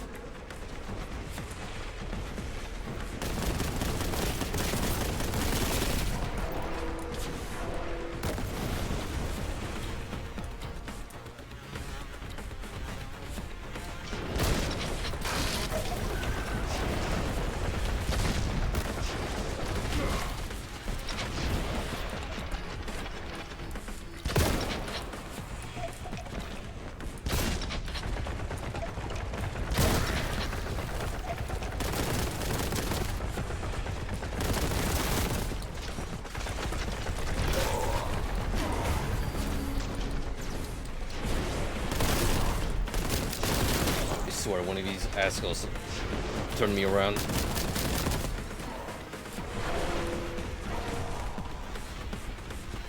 Flavors suck though.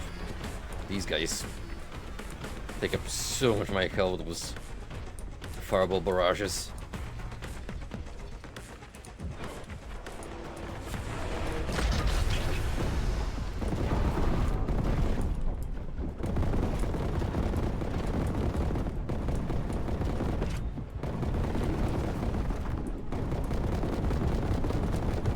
Hell yeah.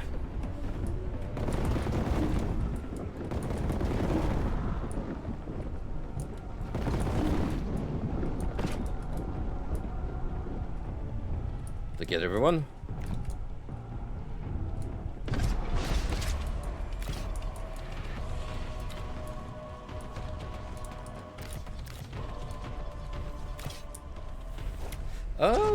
Tough but honest fight. Especially since they had you that quad damage.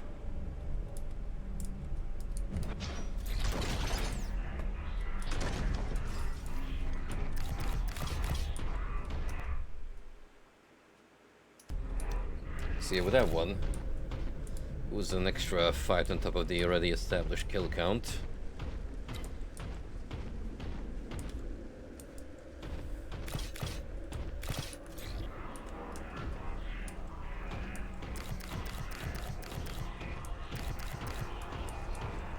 And that is our exit.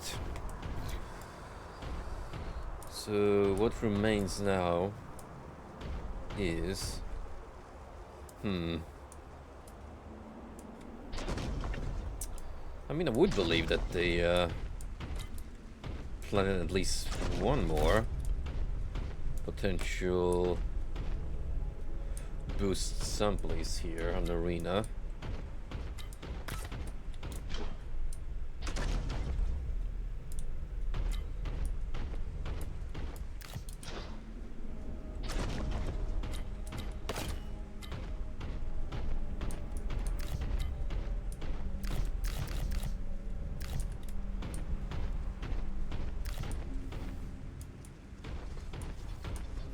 No harm in me stocking up anyhow.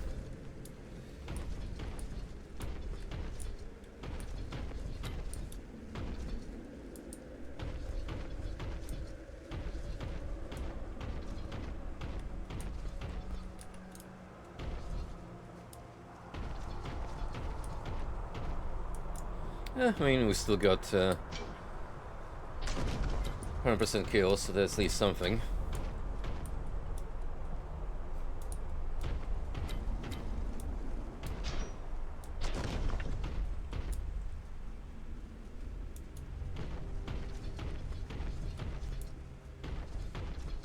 If I go back here and get a better view of the arena.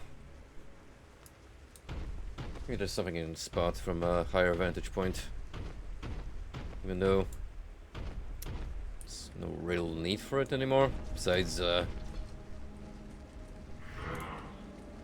my collective on urge.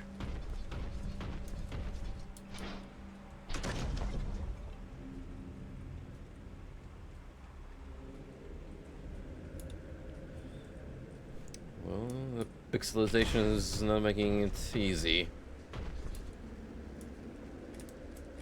to determine.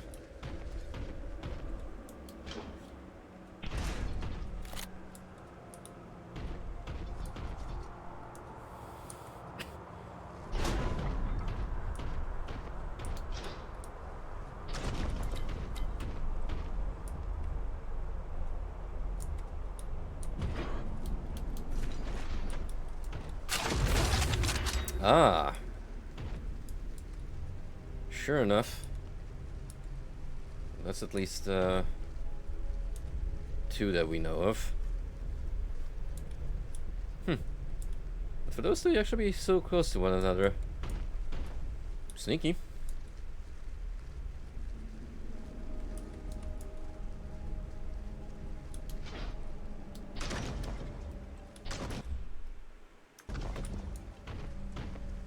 It's only one then that eluded me someplace.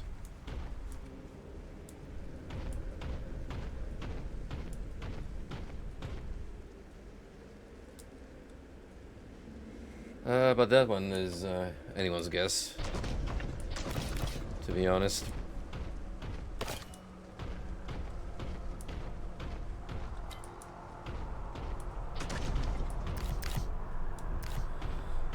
Maybe as far as before we actually drop down here.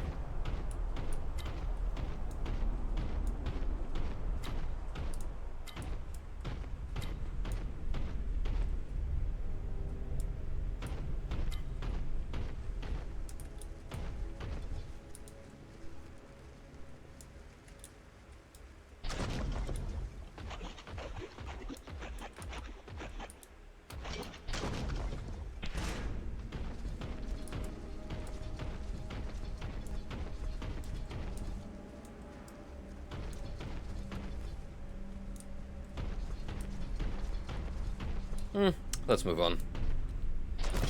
We did good regardless. I'm not gonna cry over one item.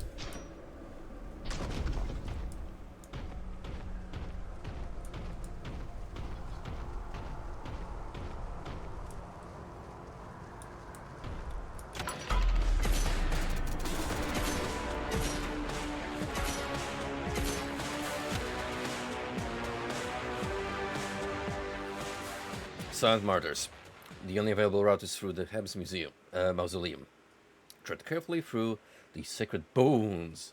Who knows what spirits you might awaken?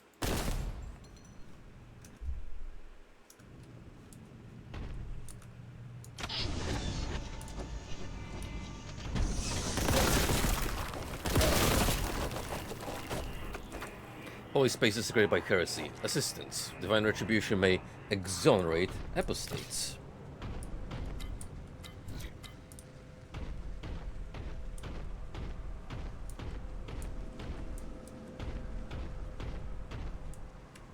I did see an interesting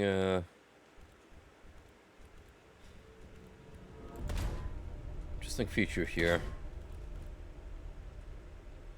Have a dedicated taunt button. I will wade through the blood of our enemies. I am an angel of death. He actually has a voice. John Boltgun speaks.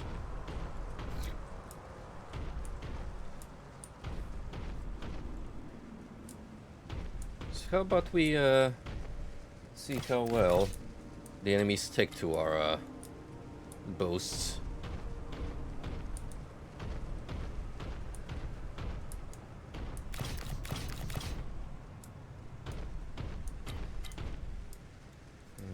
As soon as we find some, it's pretty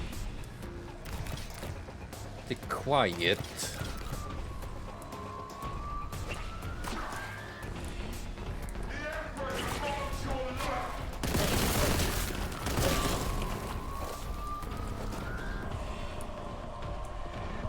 But it didn't care much.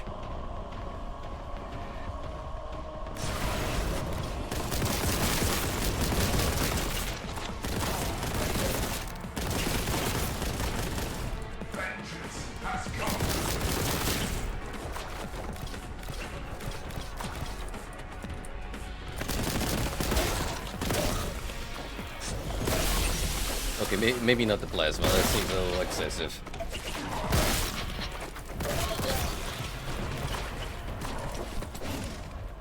Shoddy? In chainsaw, sure. Interesting though, you can miss these guys depending on how they're positioned.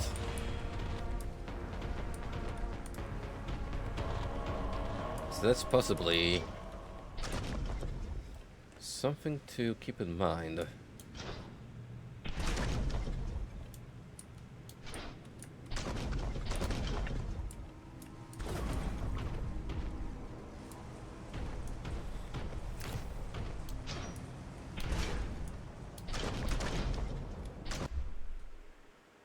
What do you mean 95% kills?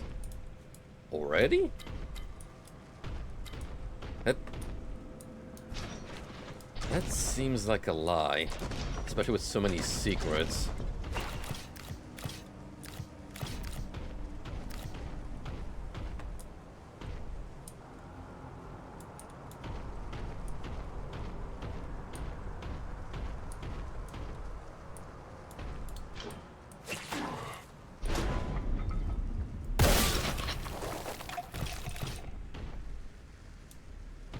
Oh, one of them managed to escape my wrath.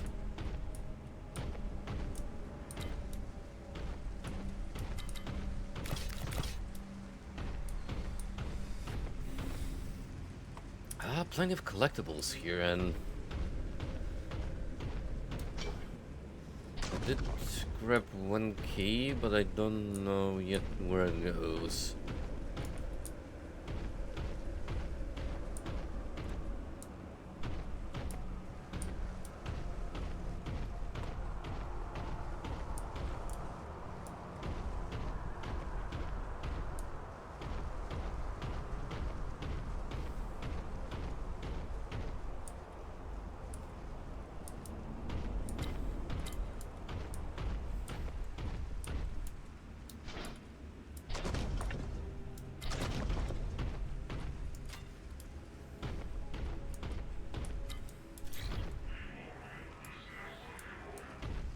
The side perhaps for symmetry's sake? Oh, hang on. Heck yeah.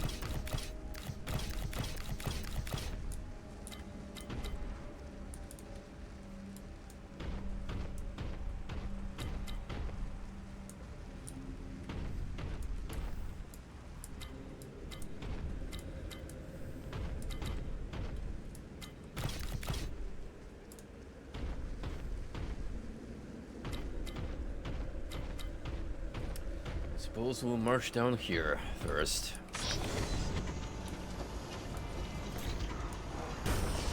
Entering catacombs. Heroic spirit status resting.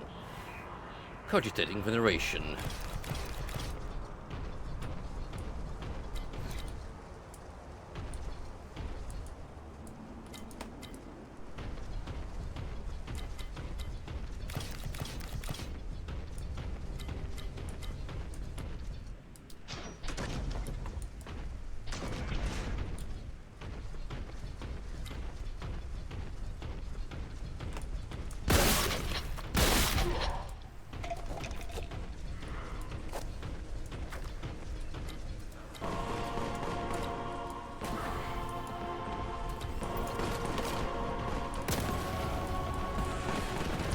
Ah. Here's the human element.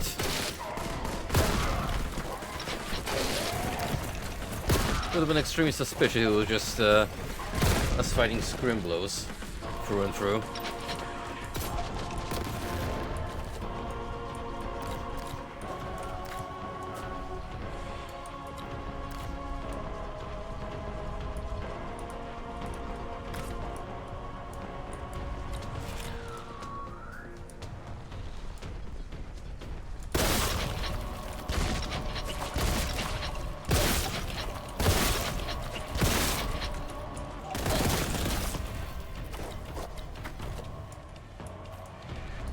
Another instance where the Boltgun is more efficient, since these Nurglings,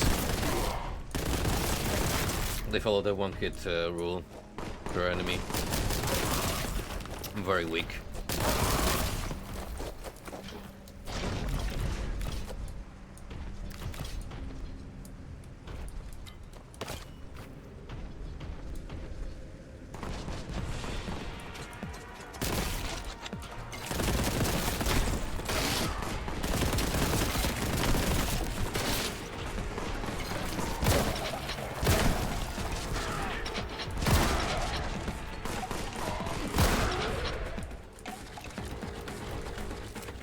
Spread makes it good for taking multiple at once out close range.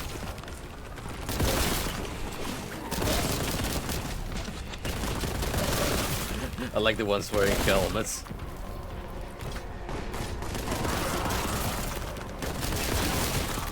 They're just whimsical entities.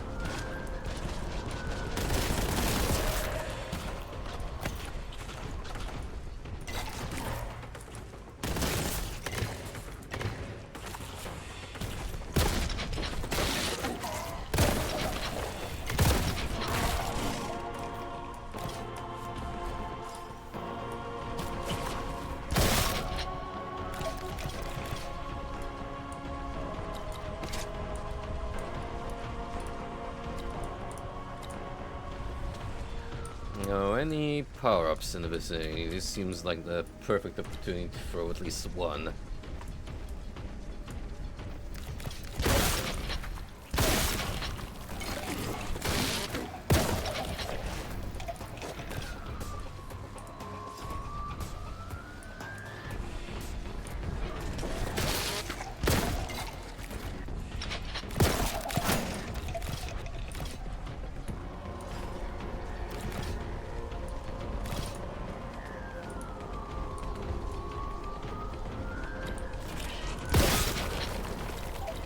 Just minding its own business in that nook.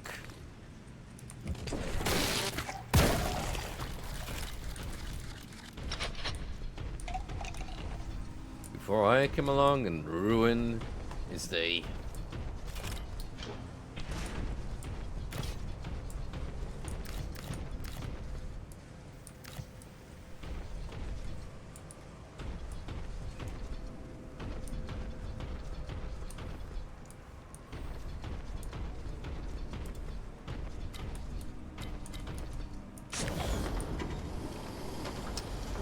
Oh, I see the statue come around from this side.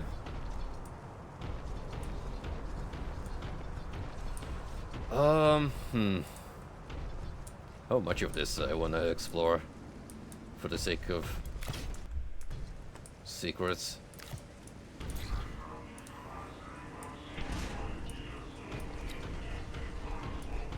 It does wind in itself quite intensely.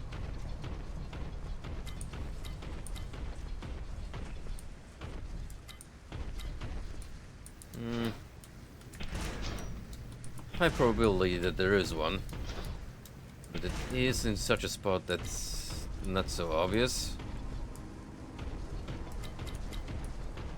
Very easy to miss.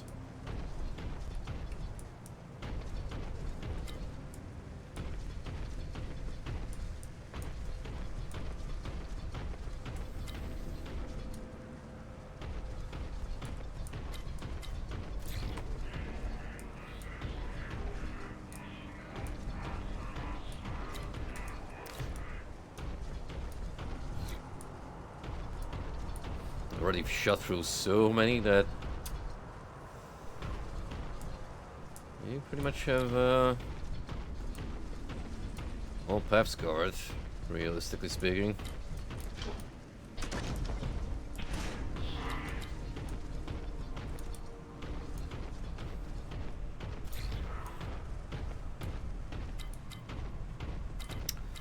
Door indeed found.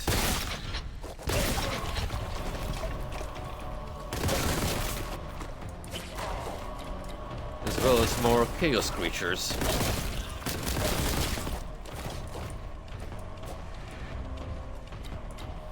One that'd like to throw a lot of shit my way.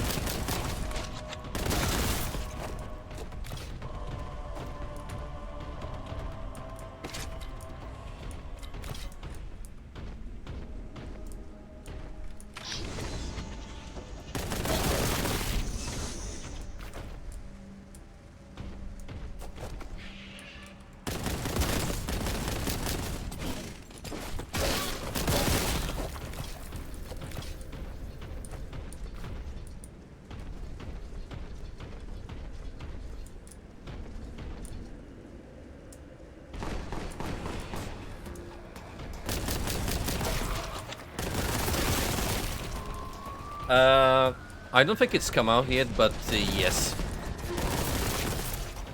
There is a sequel. Which should be released sometime in 2026. So we picked the most opportune time to dabble in the first Boltgun.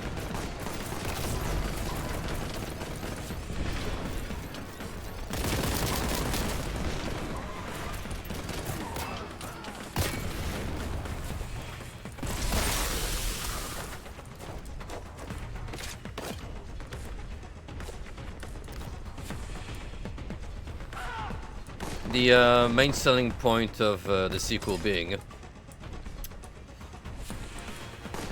it's well, more Boltgun, but this time you get to play as a Sister of Battle, so badass girl marines.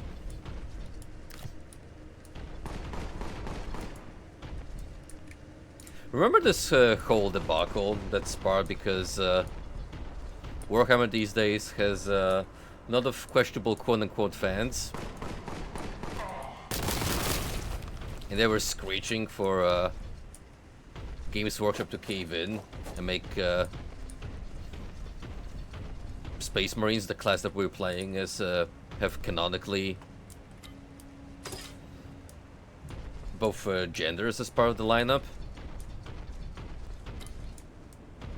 Well, every like old school fan was rightfully pointing out, wait, you have the Sisters of Battle already. What's the point? They're basically exactly what you're looking for.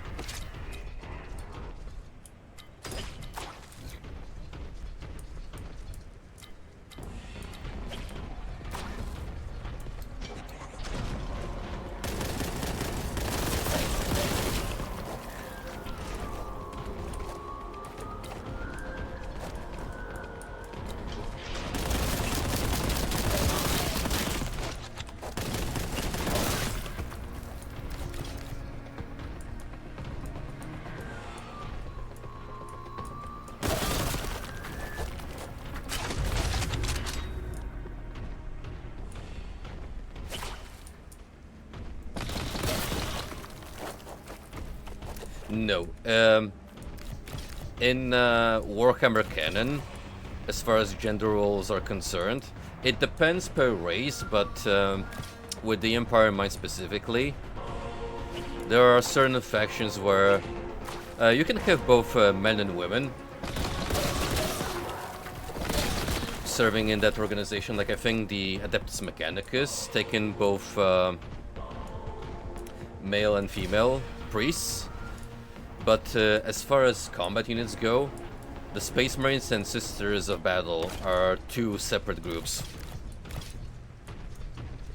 that are focused on garnering one of each gender.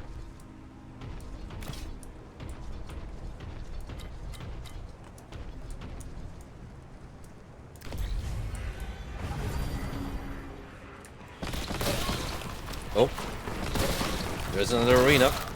Fight coming in. And what do I get so many health pickups thrown around here?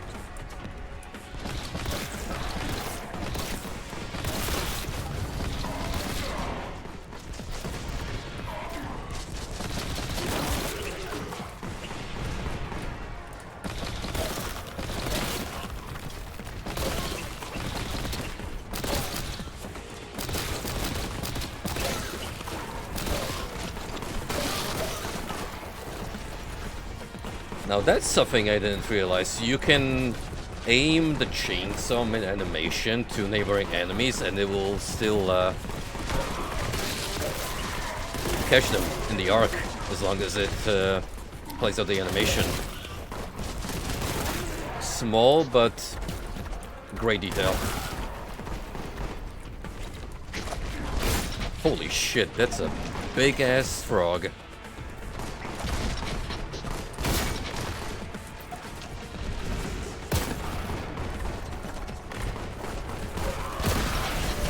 Big frog, doing things.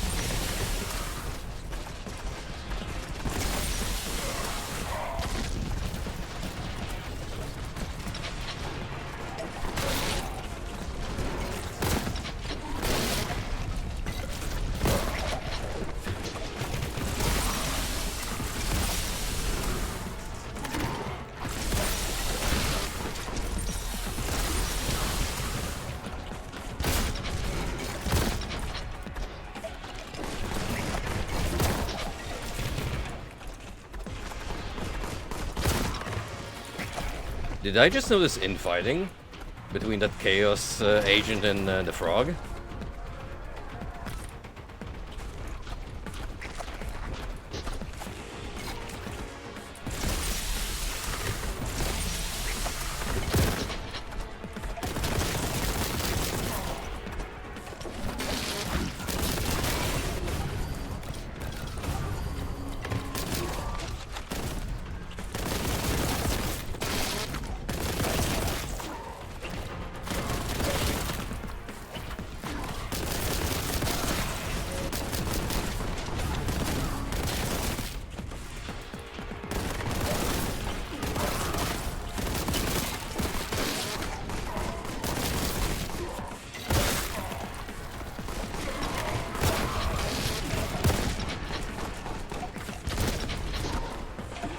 The fact that they're still spawning in these small fries gets me a little worried.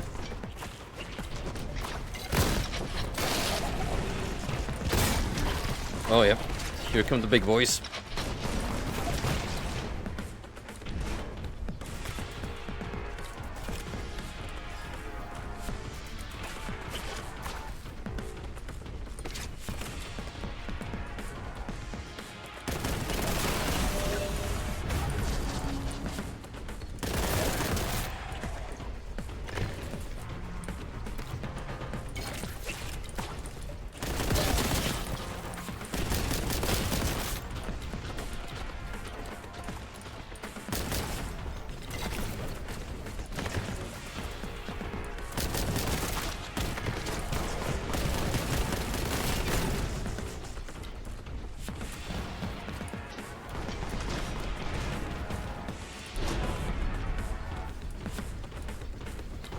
Oh, I wish my greedy ass didn't eat all the, guess I didn't.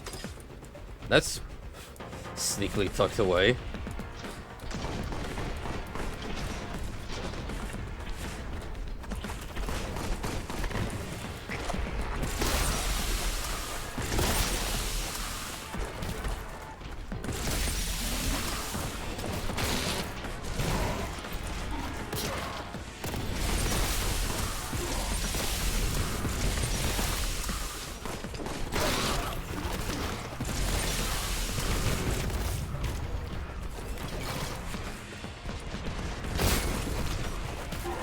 Oh, it ain't purged yet, boy.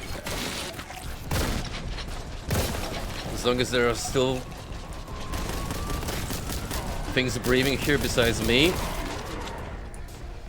we cannot consider this area purged.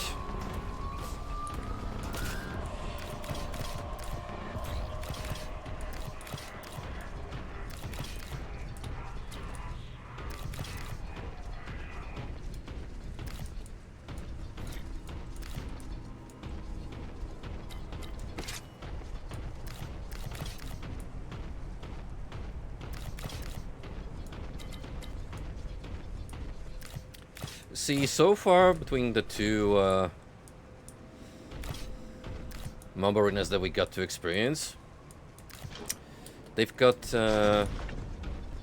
decent balance because, sure, you get a lot of mobs tossed your way, but you cannot complain about equipment management. There is a lot of ammo, health, shields to go by.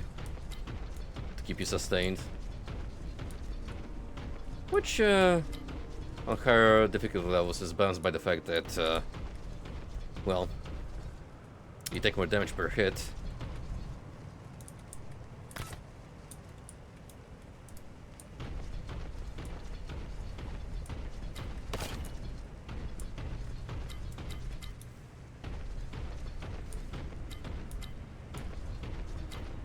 Never really dropped down here, so maybe I was missing an entire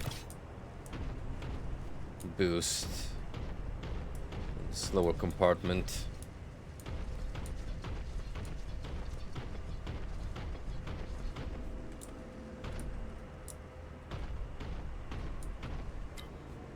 Or it could have really been just one upgrade.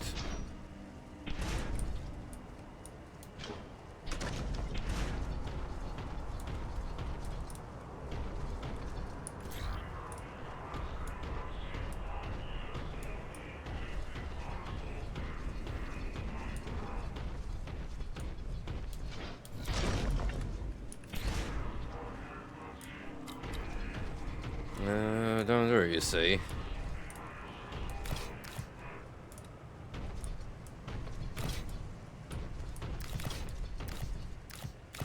Another one?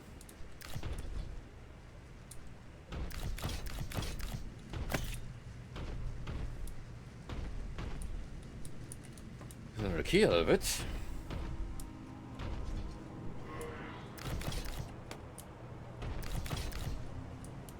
Yeah, how about I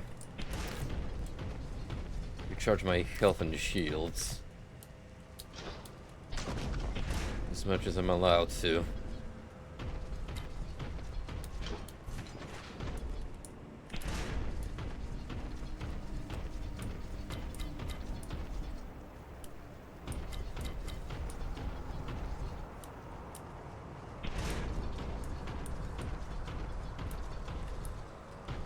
Anything down here noteworthy? I don't think so. Oh, shoot. Just open the door then.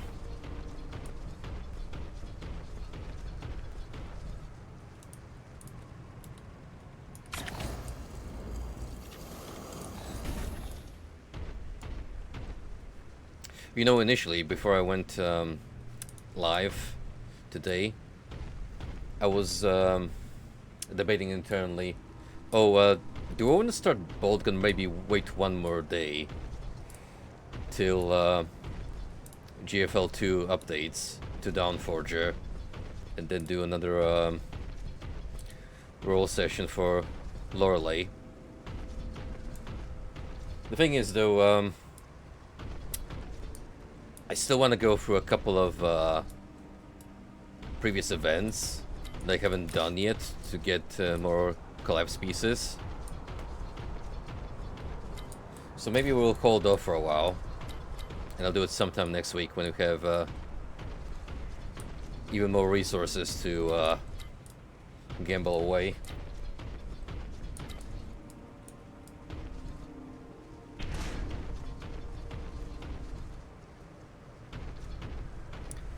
All I know is that the upcoming banners, they're gonna drain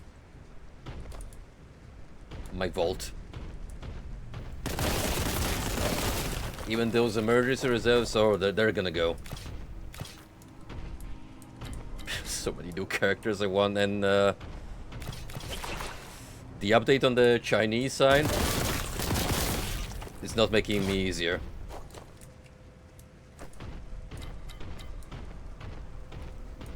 Mika be like, oh, you guys missed AK-12, well, guess what, she rides a Ferrari now. And it's part of her moveset.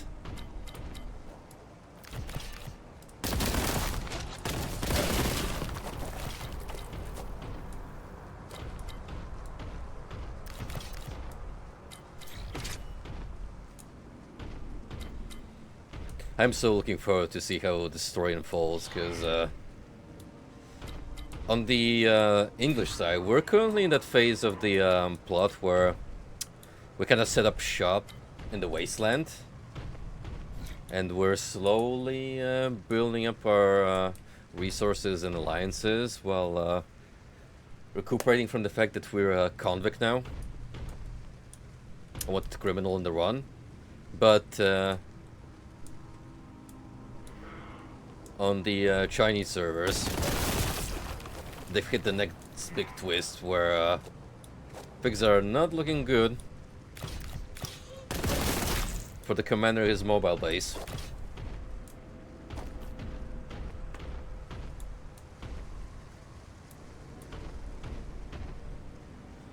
But on the bright side, we will be getting another third generation doll out of it. Although, I'm a little surprised it's Igua before Cocoon. With all the attention Cocoon had in the story, I was kind of expecting her to come up first.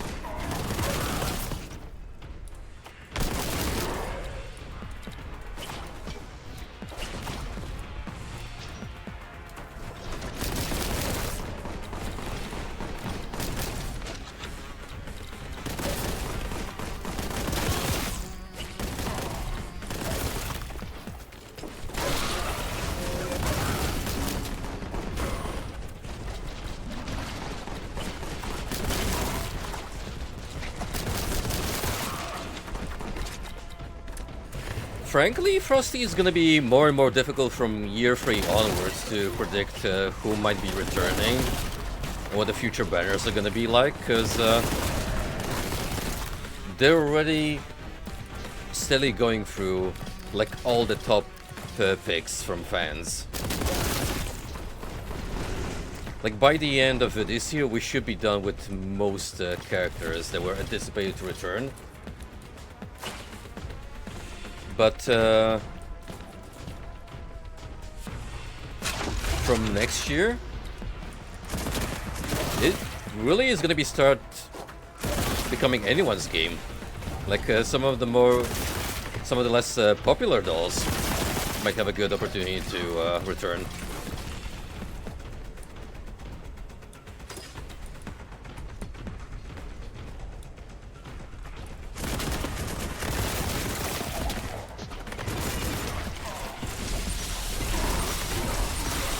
Ow. That sucks. These frogs hurt.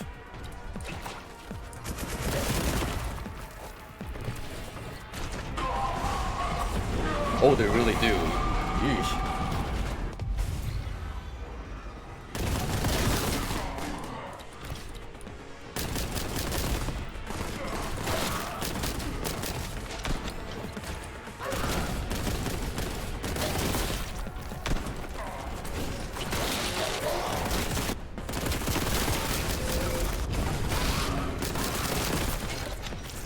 This is a big boy.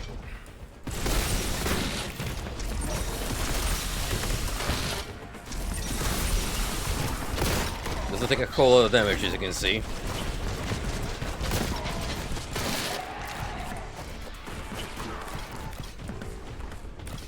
A heckin' chunker, for sure.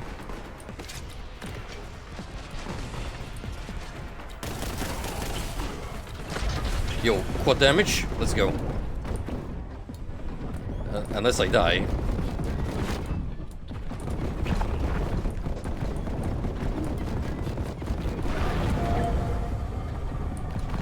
Which may happen.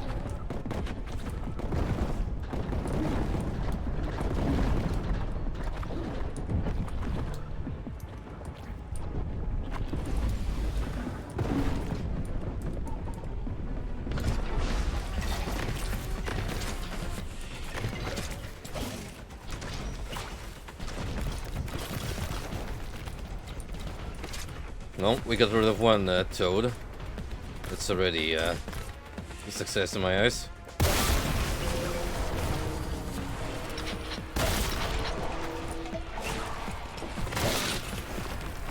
Me neither.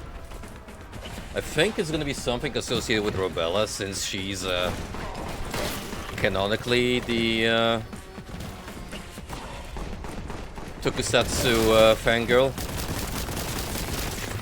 She likes her Kamen Riders and anything associated.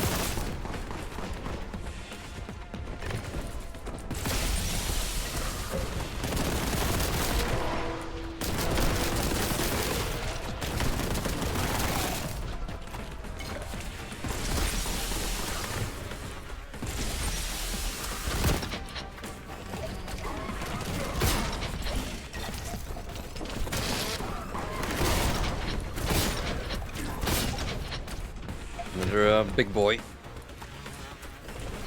located.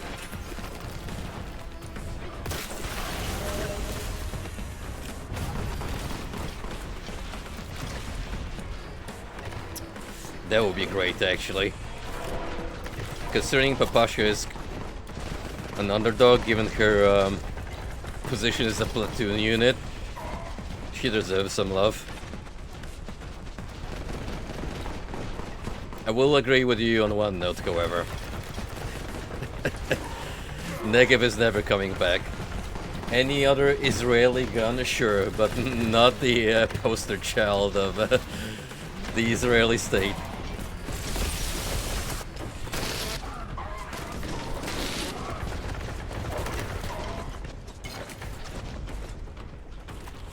Too meme done for her own good.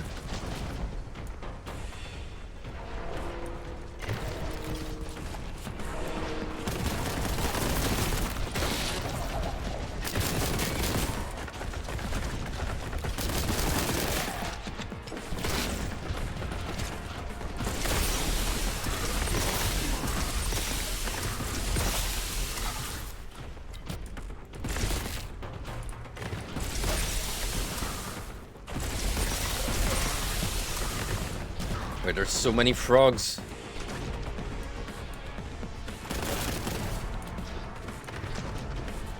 Please. A crumb of hell for the needy.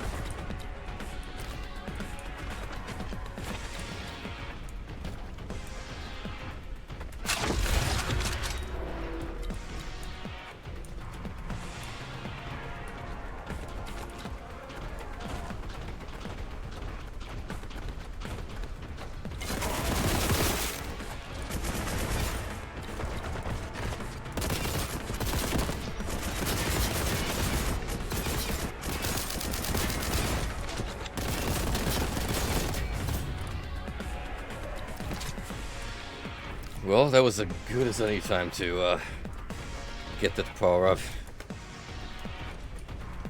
Save my skin for sure.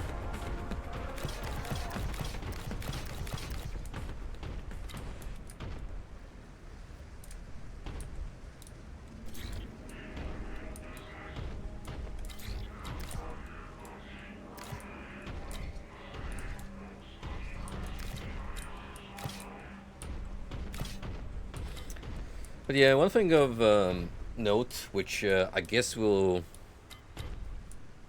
be either confirmed or disclosed in the new event, Siege of Iliad, coming on the Chinese GFL server, is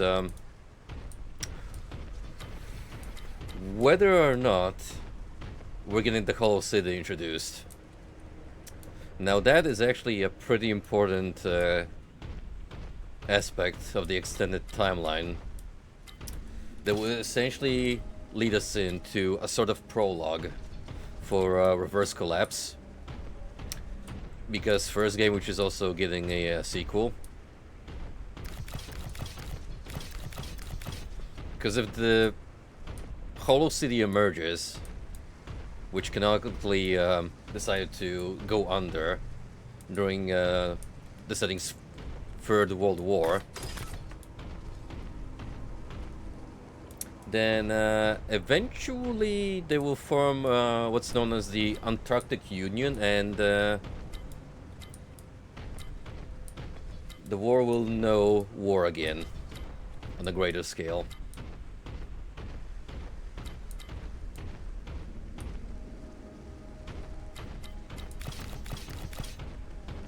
Things are getting spicier, that's for sure.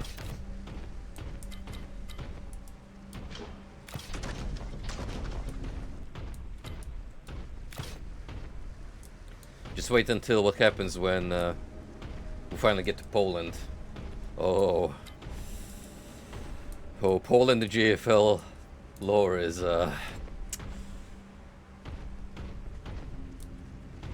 it's a country where you want to live for sure.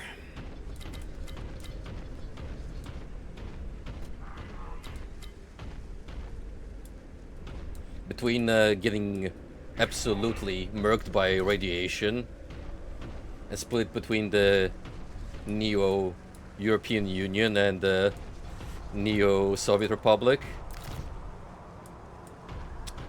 There's a certain event that happens at the capital, which is quite important to the overarching narrative. It also involves the main antagonist of the franchise, or at least primarily the GFL portion of it. So, hey, maybe at the very least, when that happens, when we finally get to Polonia, I will get at least one Polish dork.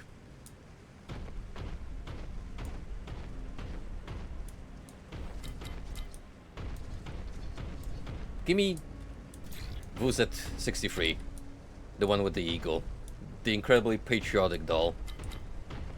That's all I'm asking. Although, you know what? Any of them works.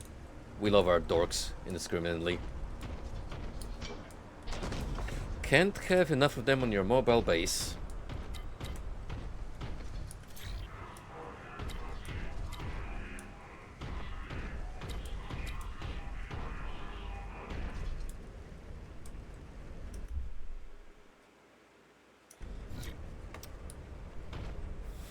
This might be the exit.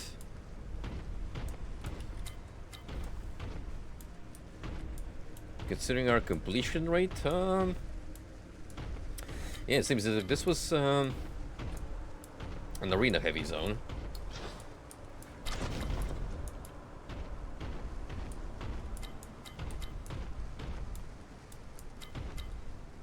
Ulrit? What is your beef with her? I can understand Groza and Vepley in particular, but Ulrit? I think she's cool.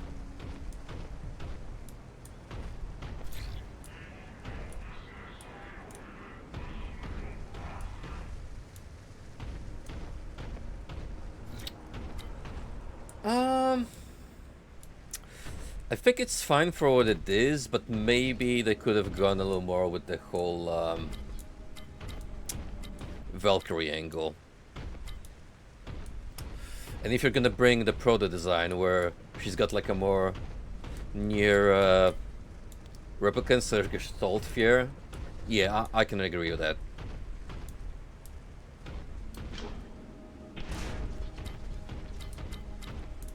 I do think she's great personality-wise, and I like her role in the story, so that's why she's grown on me. The unfortunate part is I pretty much have to skip every custom procurement banner she's featured in because those come out in the most unfortunate of times. And right now in particular, I'm looking more into noodles rather than strengthening or rolling for older ones that I don't have in my squad.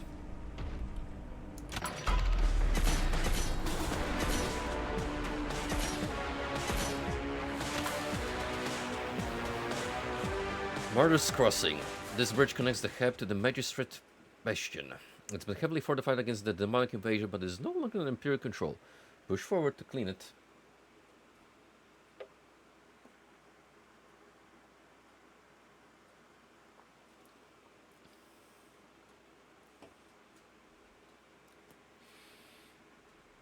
As far as the doll community goes, I think I like everyone, to be honest with you. Like, there is no weak element. It kind of used to be ball-filled, to be frankly, because she seemed a little underdeveloped compared to the rest of the gals, but ever since Anti-Parallel, she's had her glow-up arc. So now I dig her, especially with the redesign that gave her a tactical doll identity.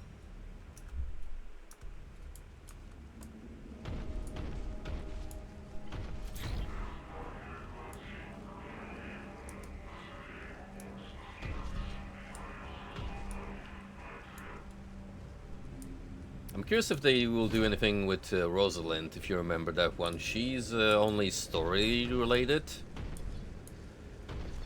She comes up during Dushevnaya's past side event. It has like a little role in the adult community main events.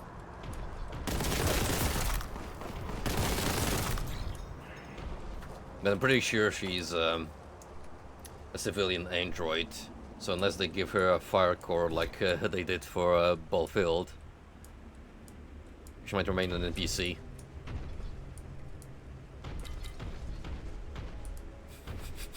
Over Cherry but do you know how little that narrates it down? Not even joking, there's an abundance of orange-haired ladies in GFL 2.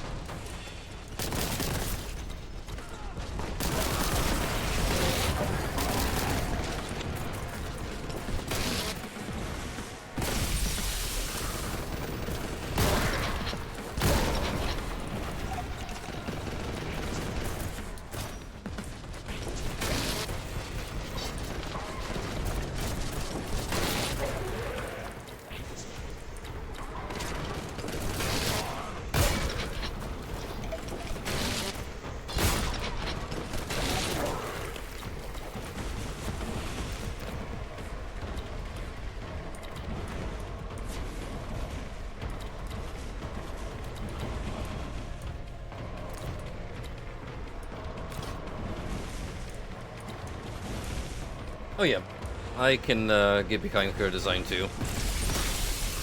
I thought it was pretty slick and classy for a bureaucratic type who's supposed to be leading up town.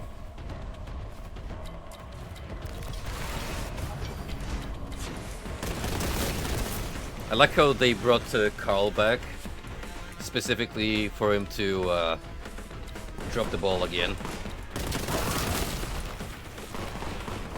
Like, after the conclusion of Basti's story, I doubt we'll be seeing that young man ever again.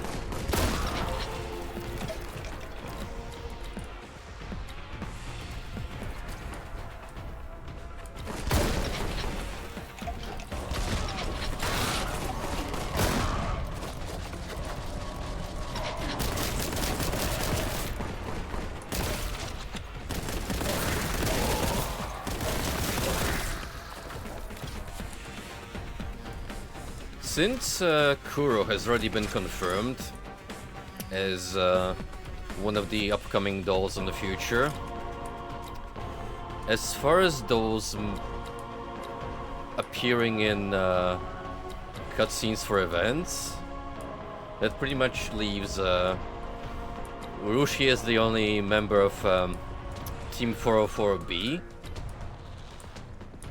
to become playable, and I know Falcon shows up at some point. The other Czech doll, besides Faye. I think she's in, like, Ryushi's story, or maybe a little further on.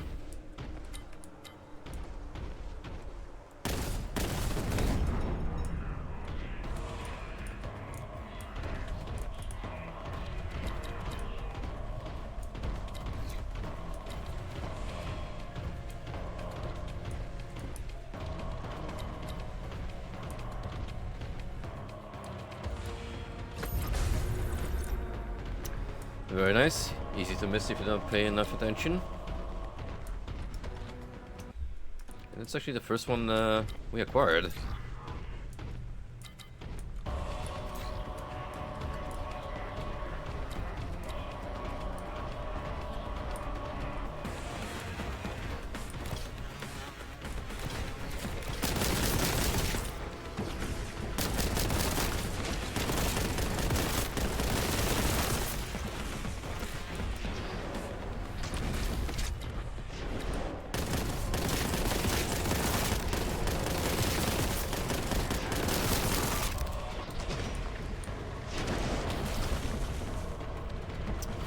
You know, now that I think about it,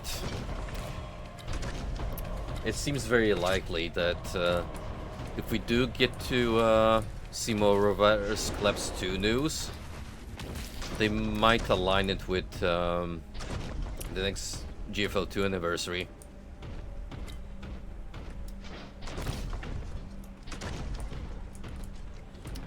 So around December for Global.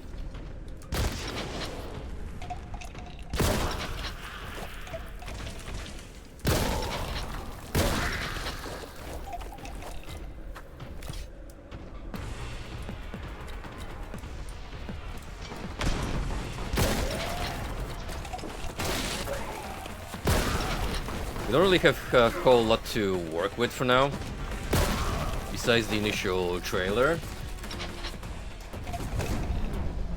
But chances are that we might be getting some teasers pertaining to Reverse Collapse with future Curse Frontline content.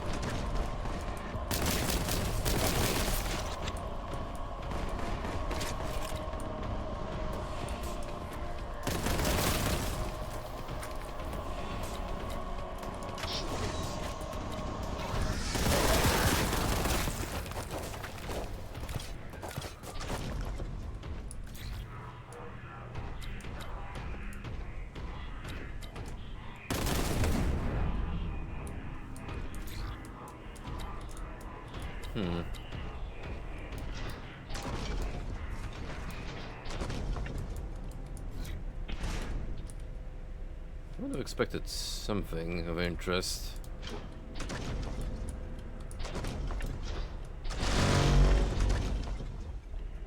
That was loud.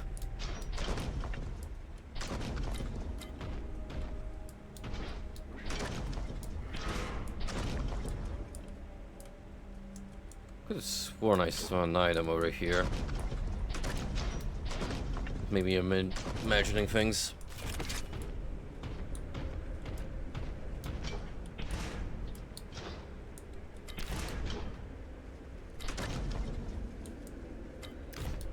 It's more up here.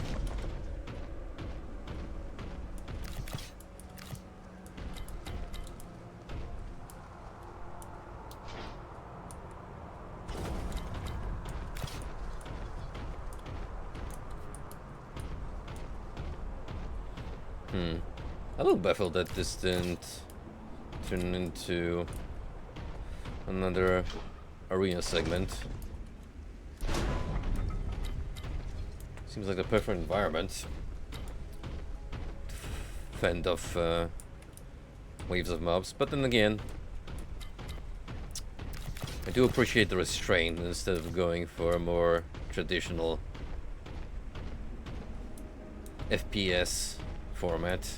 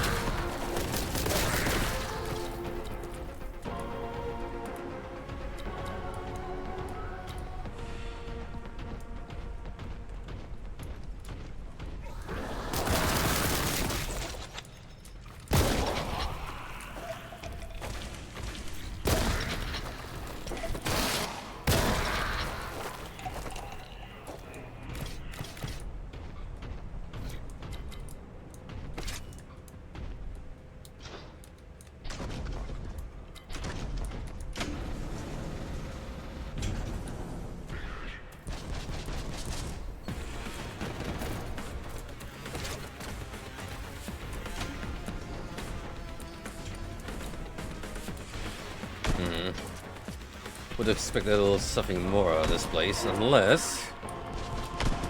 Hang on. Might have an idea.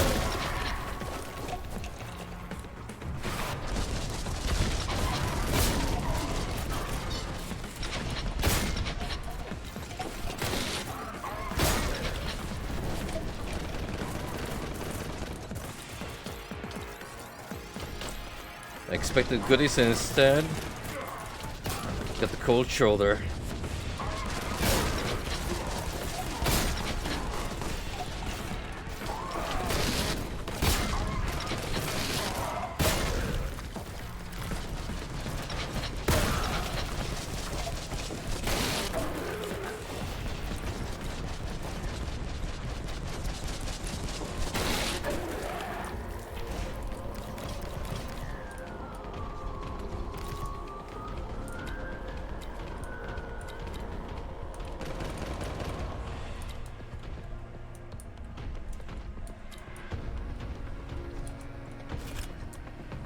I was shooting. Was my general direction.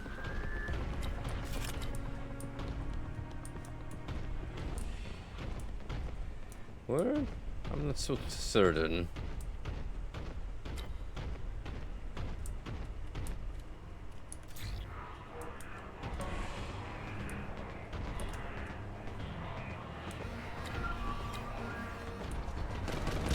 Oh.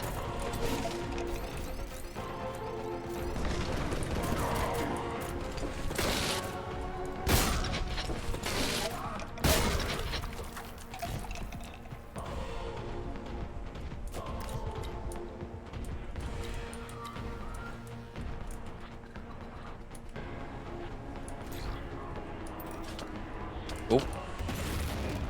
Wrong button.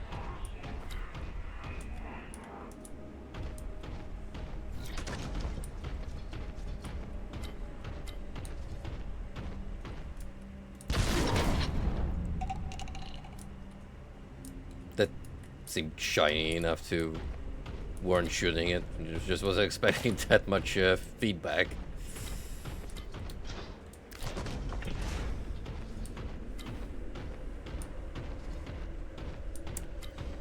Should I make it back? There were some medkits down there. Record the message. Imperial citizen, gaze upon the great works of the Administratum. This bridge required the sacrifice of over 5,000 Imperial citizens. Many of their remains are contained in the canyon below. Praise the Emperor for their sacrifice.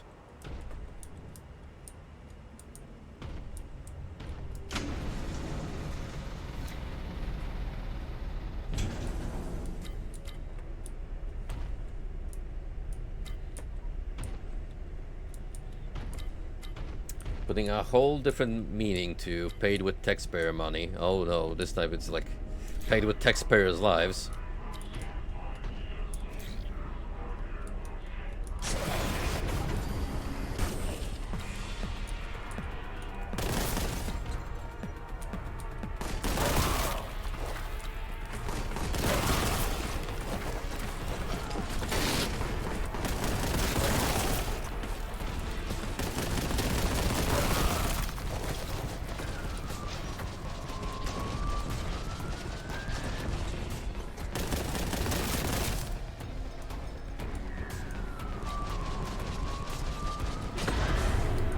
Assault Doctrine Melee Smash. Berserk? I wanna say?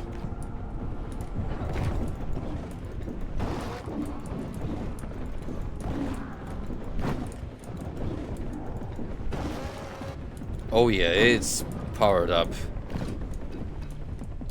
To hell and back.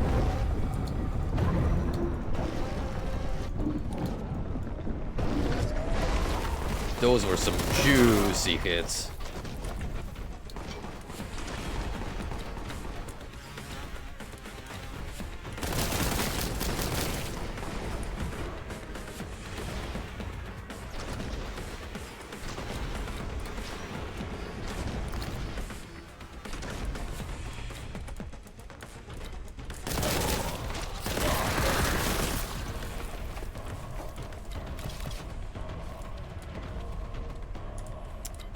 Wherever I had any medkits, or that would be a good time to find them.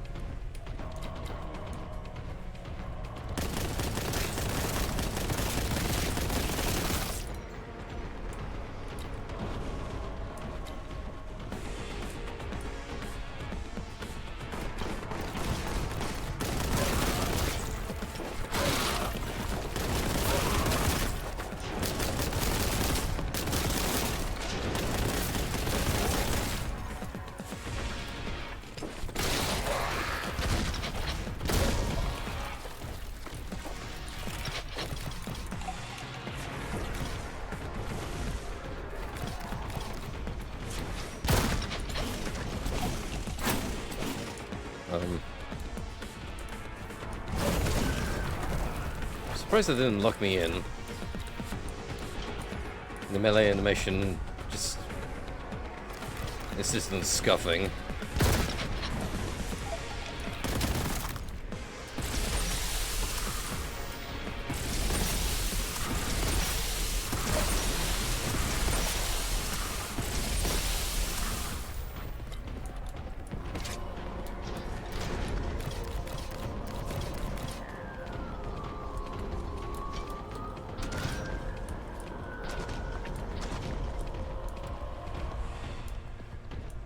Looks like the encounters and pickups have changed since I've made a whole circle back here. So whatever big health bonuses I had left prior, forget about them. No longer the case, regrettably.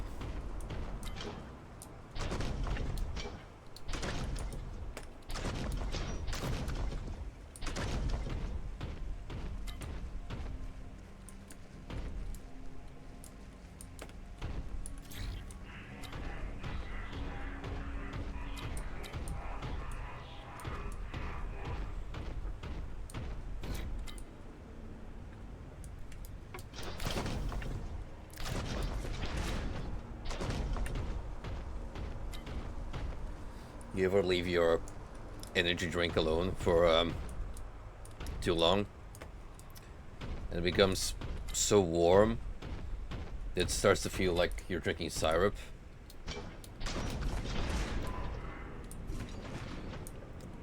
It's still good, mind you, but the texture is tangibly different.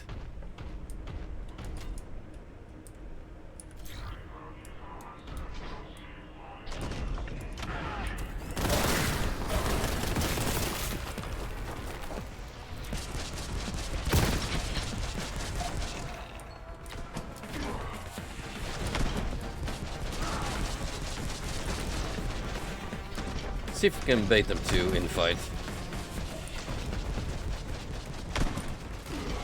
Yep. Confirmed. That is a mechanic in the game.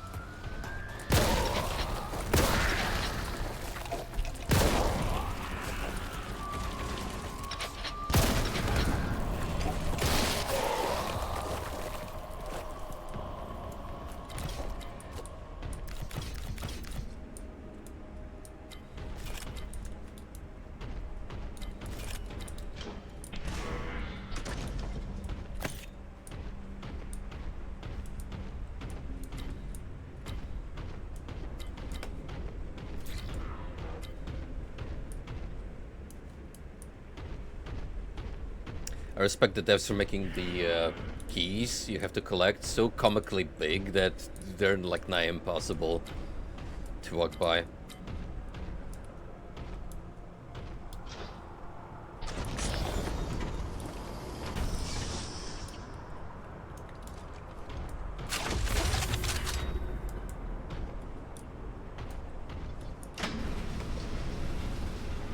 Vengeance Boltgun. I don't think we've acquired that one before.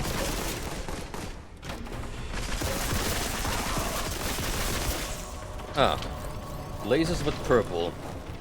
How quaint.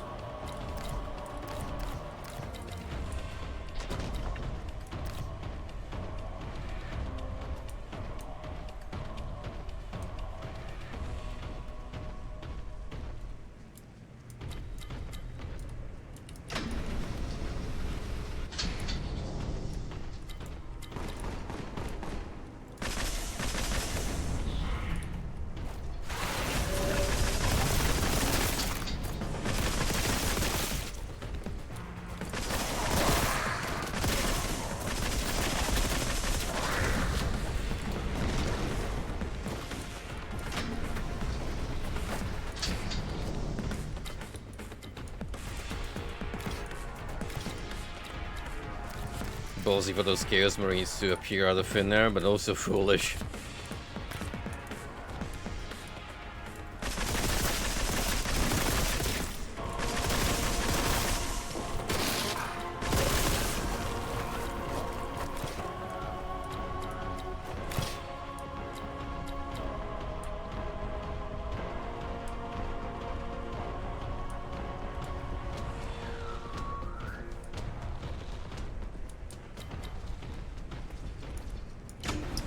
One complaint that I might have thus far is that the environments do get samey over time.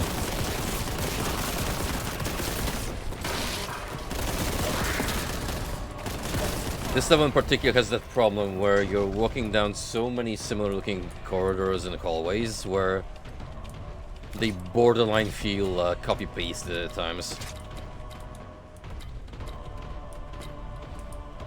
Now the navigation key mitigates the problem of getting lost. So it's more of it's more of a pet peeve with the aesthetic.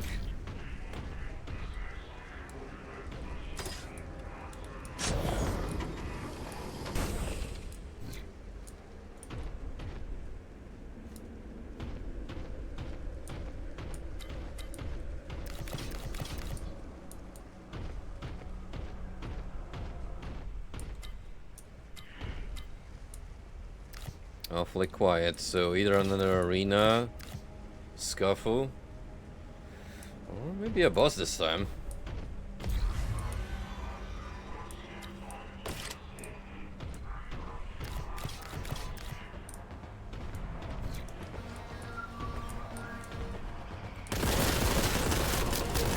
These are new.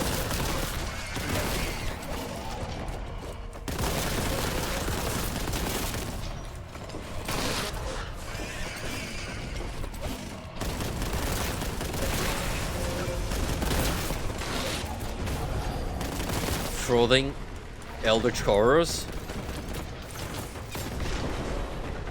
We're upping the ante.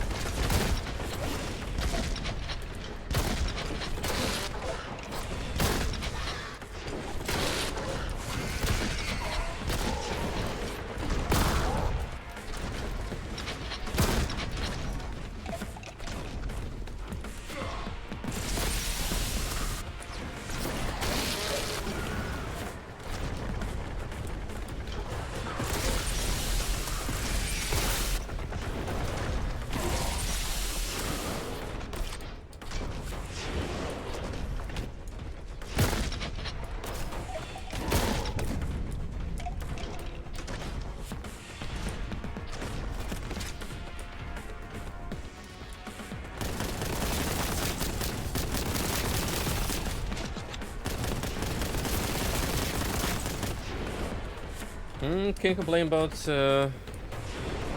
all the space I have to fight these guys.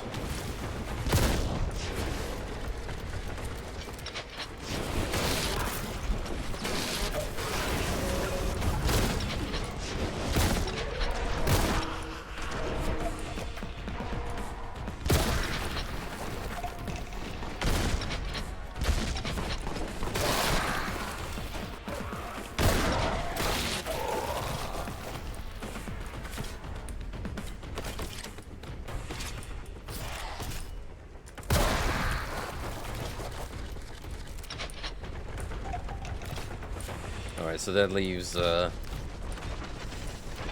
pretty much the Chaos Terminator, primarily.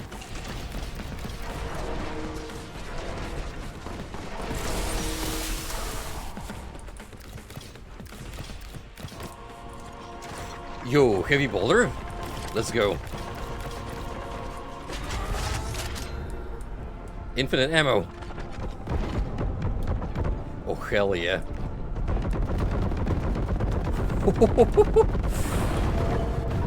Oh, that is beautiful. This makes me slow like molasses, but damn, does it feel great. Packs a punch.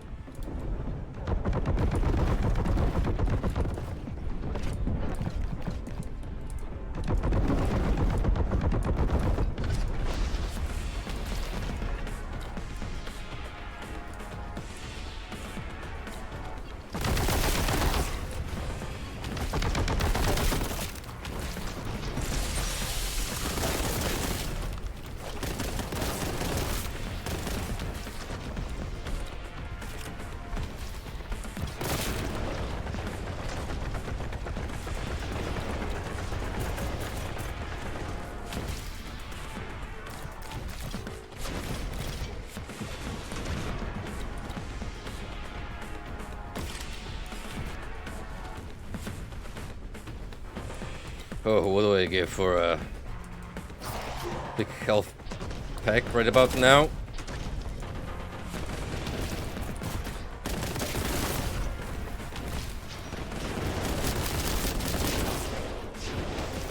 Ooh, this is bad.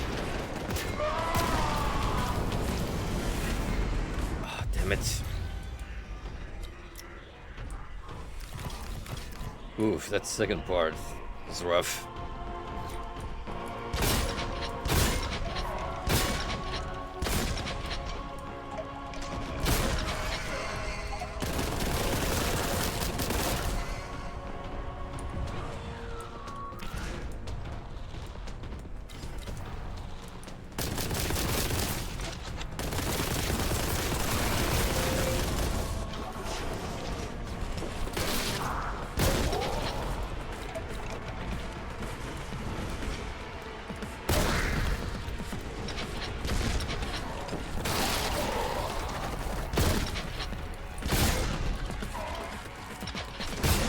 The blue horrors are more fearsome than the pink ones because they will follow you to the end of Earth.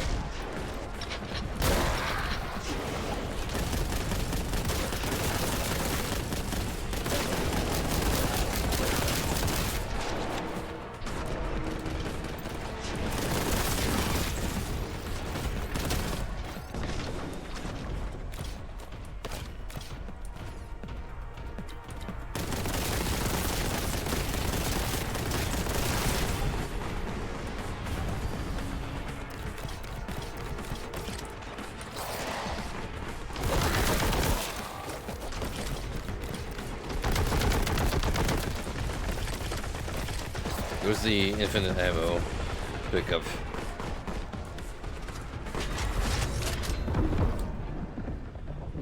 It's kind of a mistake, but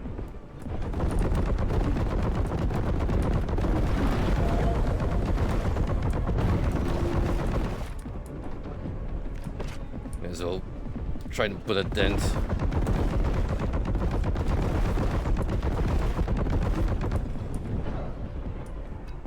As many as I can.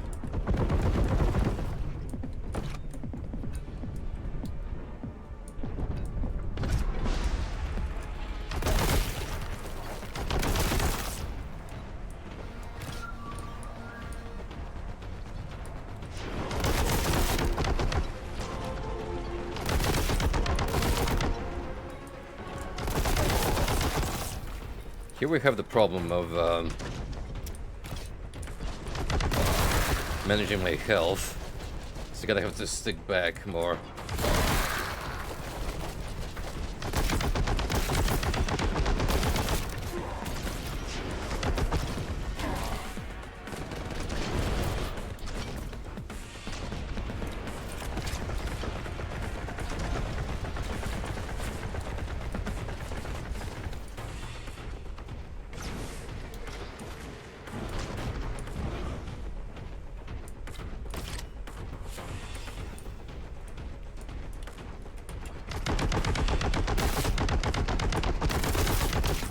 There's not much left around, and it scares me.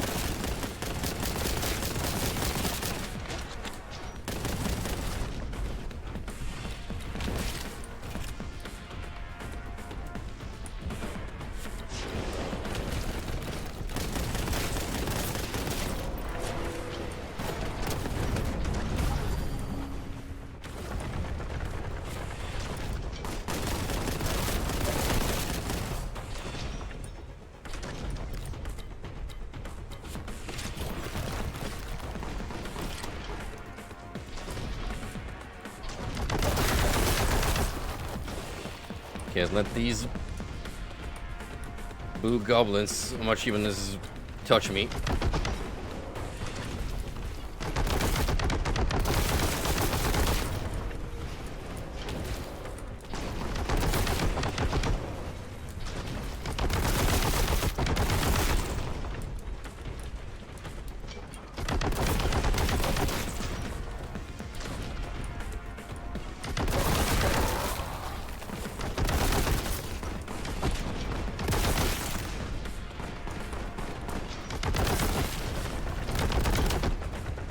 might be our last guy, hopefully.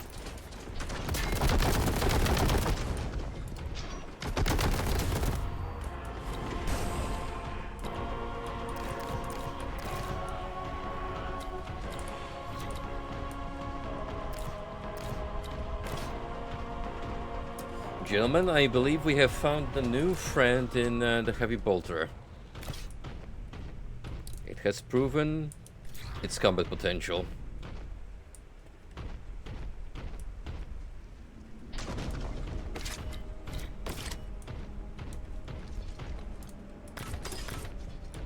So look at that stash that I just kept running past.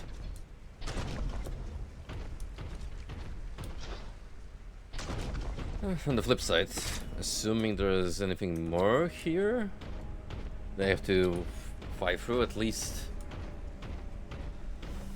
I got the health and shields.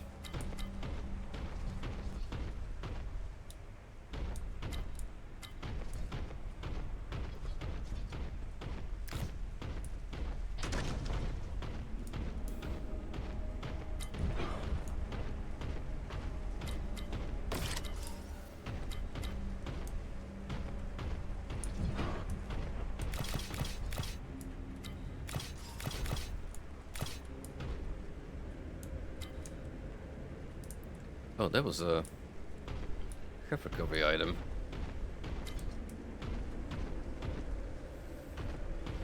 Looked unusual, like a boost item I've never seen again.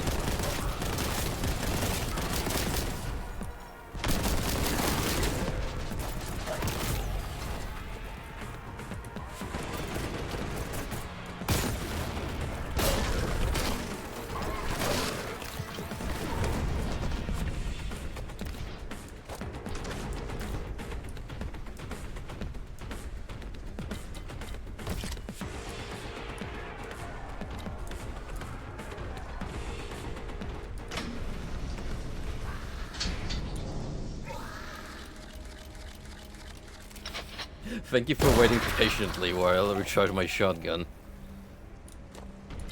I know it took a lot of restraint to not just charge blindly.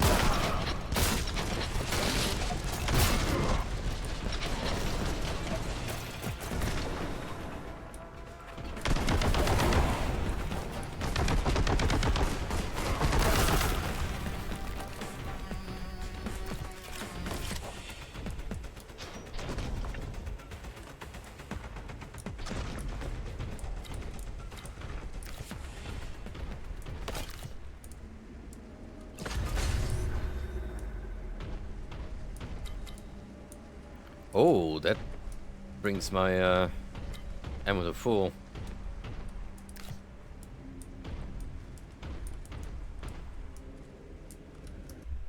I can get 507 pickups.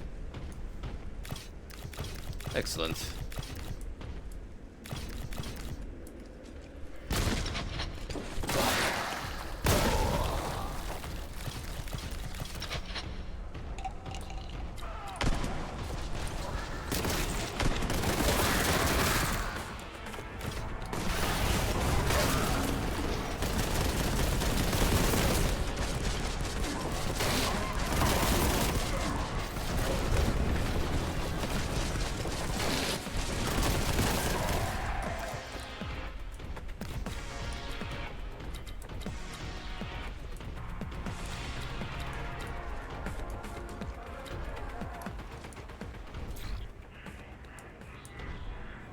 Use of excess gantry poses risk to vital function.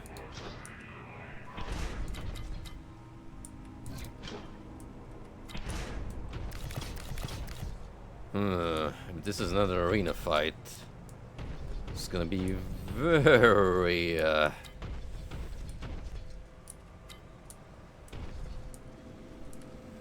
Very interesting.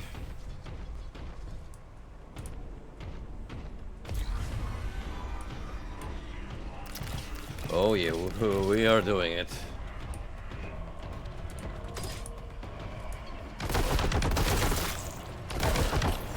Makes me a little more glad that I have the bolter on me now.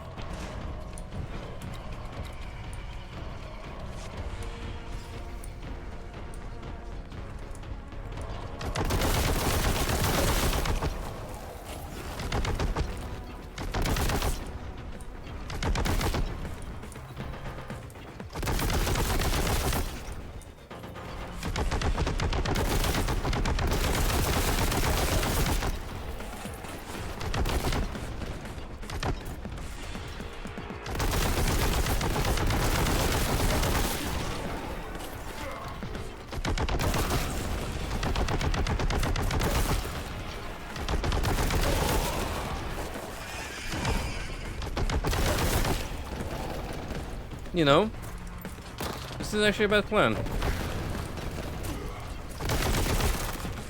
It's working quite well for me this far.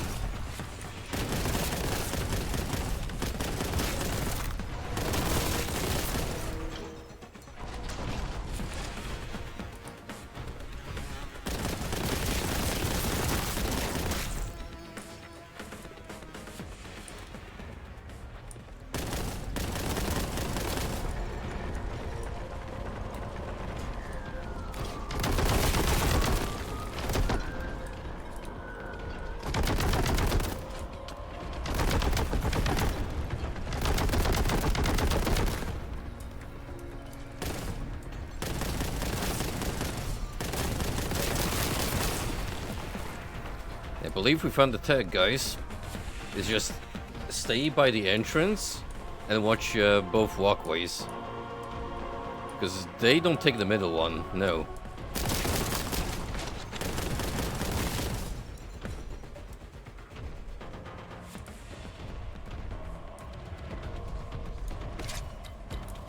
Not that they can, because there's no connecting piece here.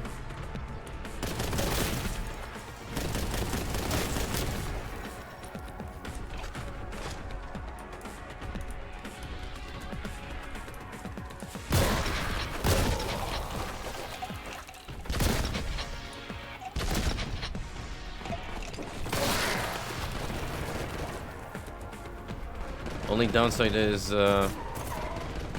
having some ammo troubles here now.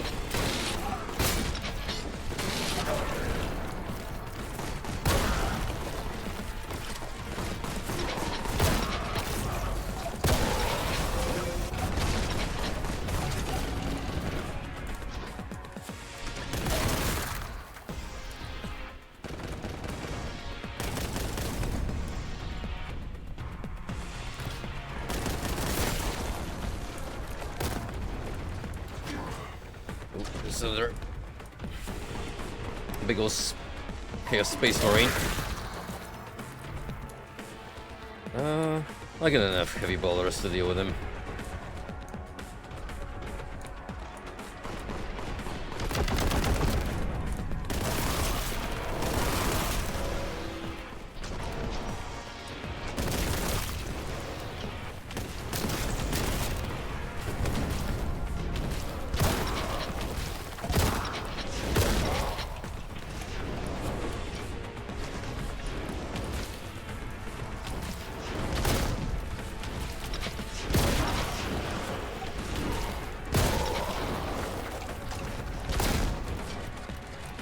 Ha! Didn't know you could actually throw them off.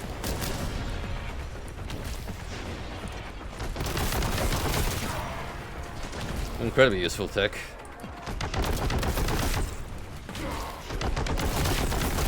Can these fuckers stop coming. They're getting annoying.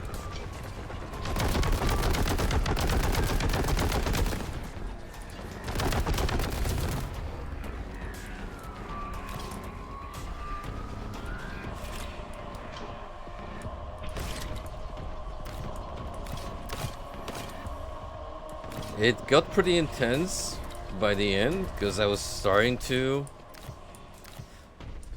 run out of ammo, but it's neat that I nailed it down my first try.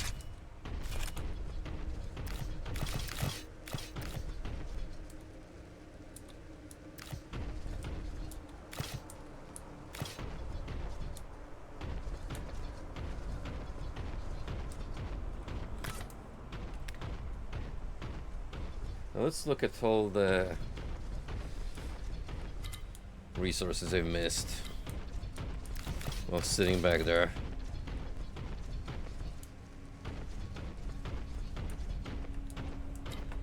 Truthfully, there was plenty of it.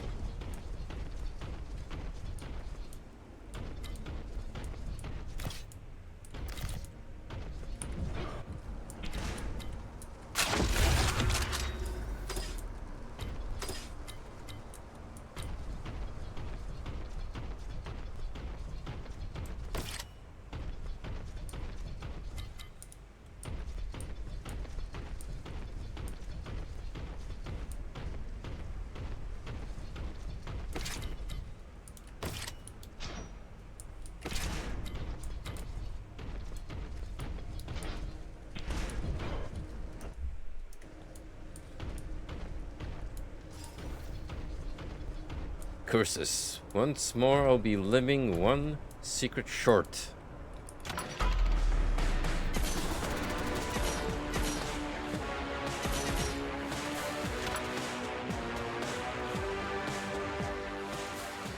Venerable Bastion.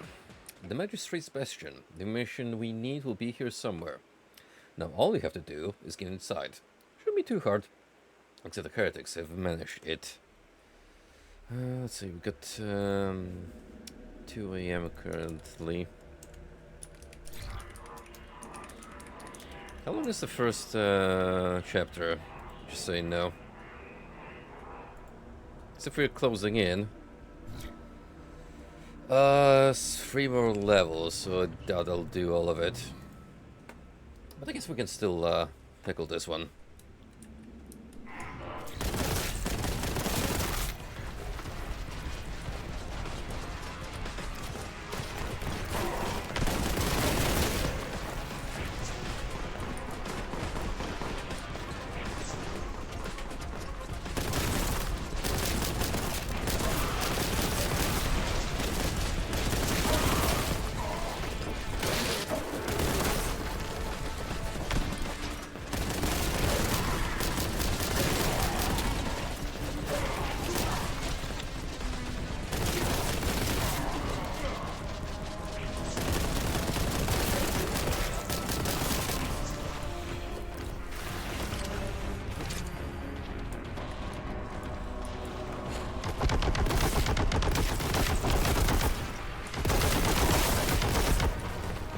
What an intense note to start off on.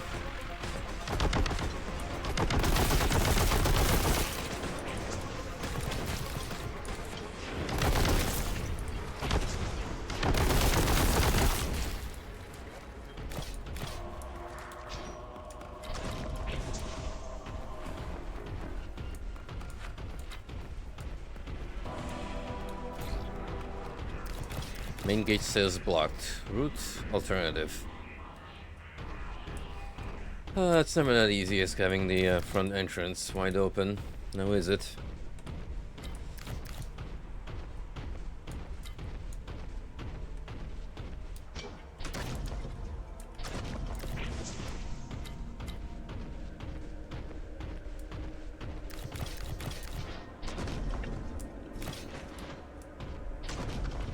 Oh, hold up. See another Mechanicus medallion. You know what that means. Must obtain.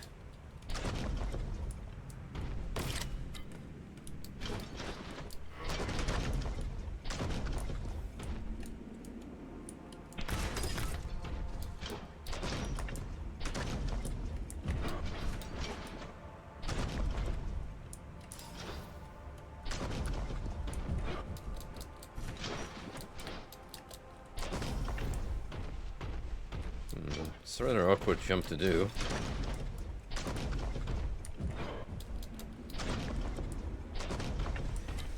I think the dash would be enough.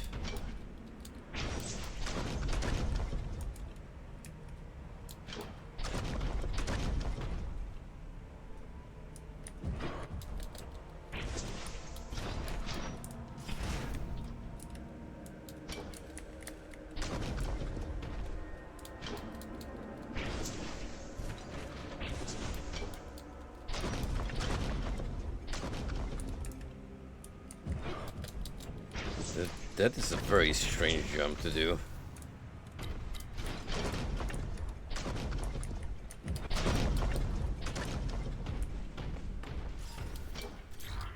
It's being very harsh about me hitting the sweet spot.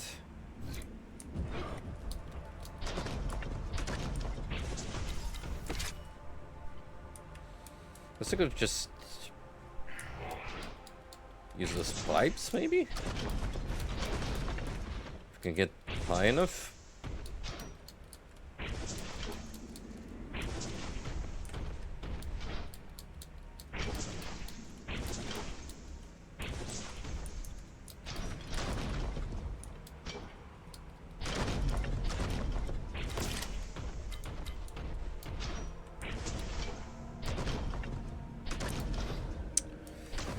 This is gonna be too high. Can already tell.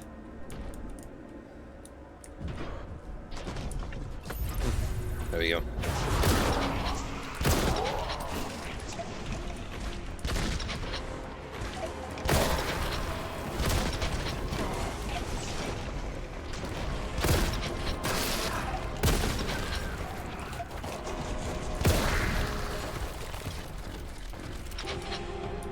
First instance of enemy spawning while grabbing a secret.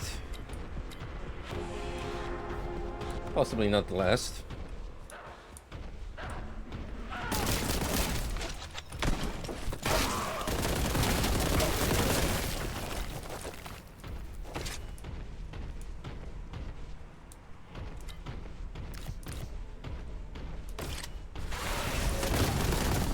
Aspiring champion.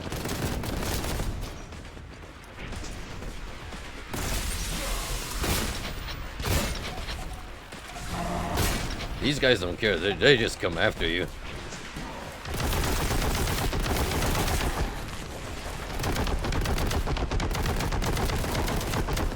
Holy shit. Super resilient too.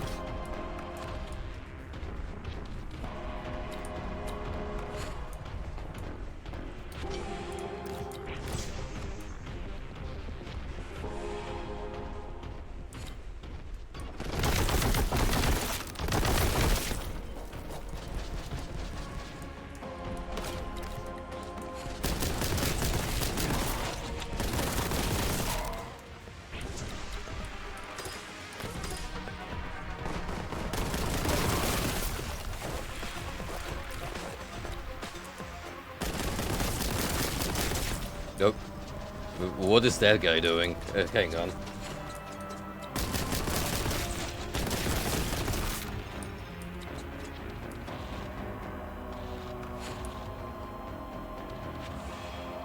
Oh my god.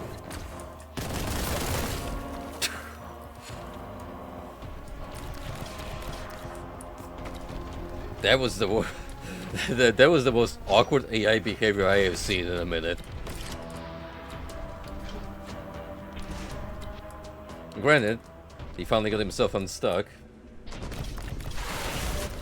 But sure as hell confused me.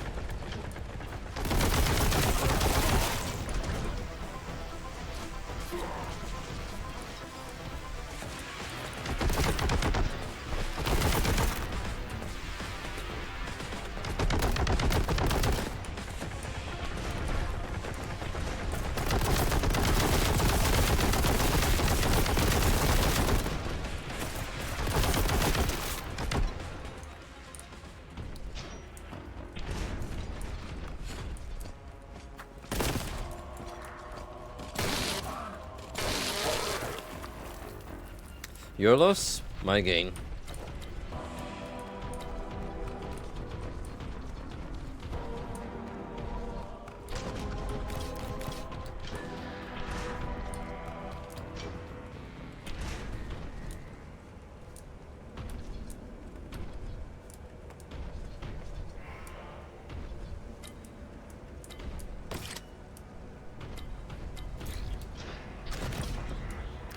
Bastion storage entrance. Ascend through connecting passages.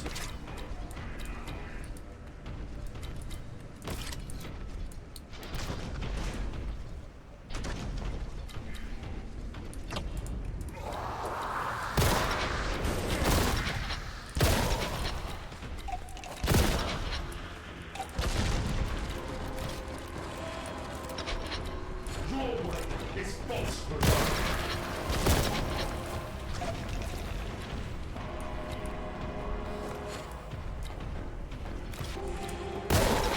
I should toss a remark in the cultist face and check if they maybe react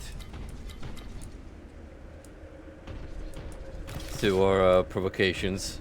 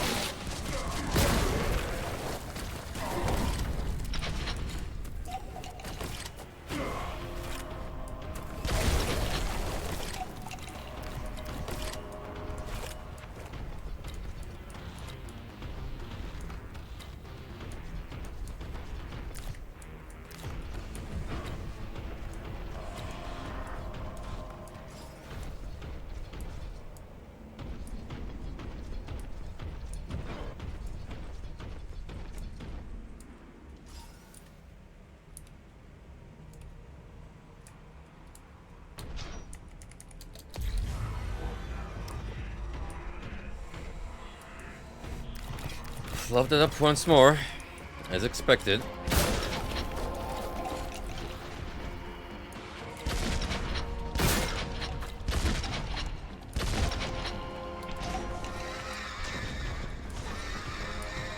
I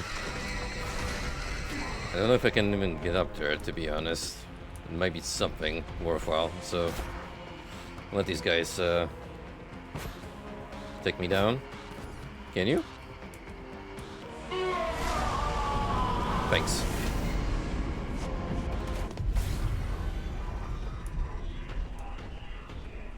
Oh, really? That's lame.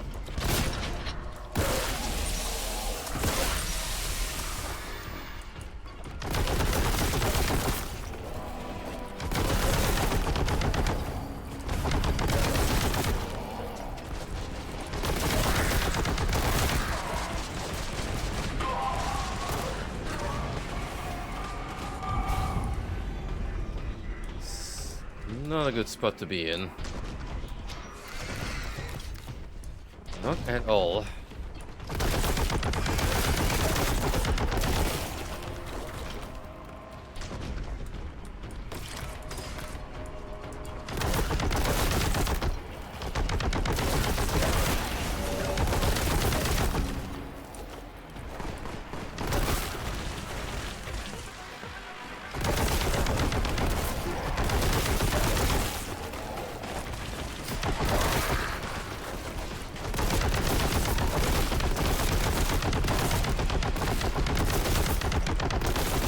This is my container, and no, you can't have it.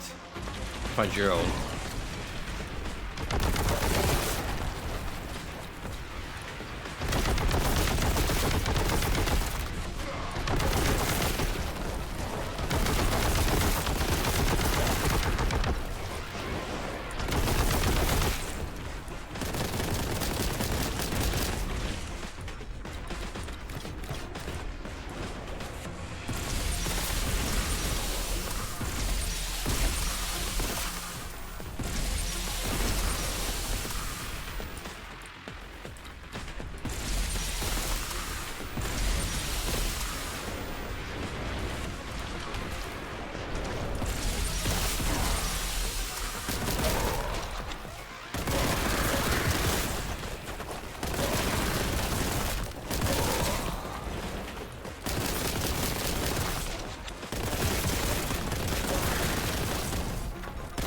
It's horror time, boys.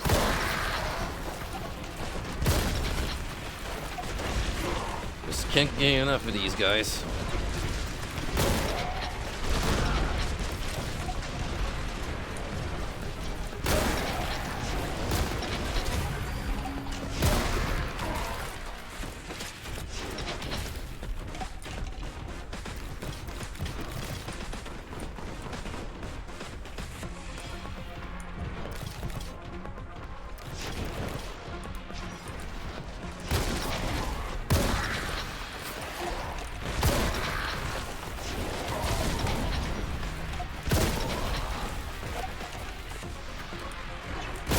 Oh, no, no, no, no, no, no.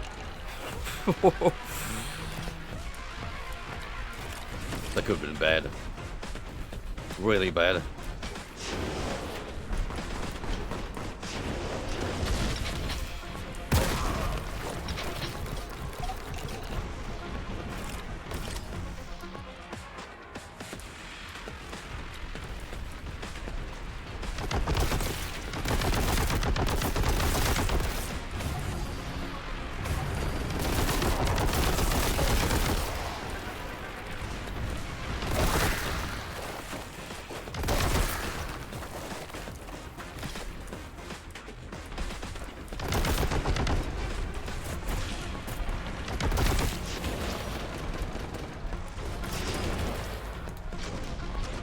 Nice. Keep me alive for a little longer.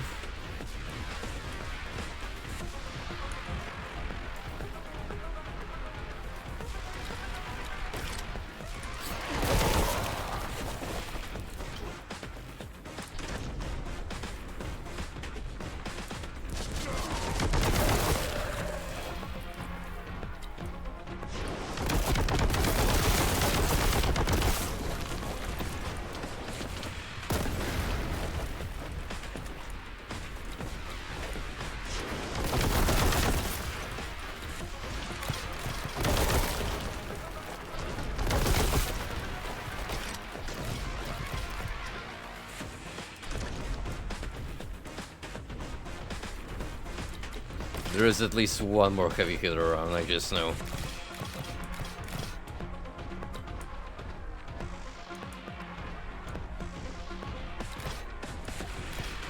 Might be crawling around where I was scanning the staircase.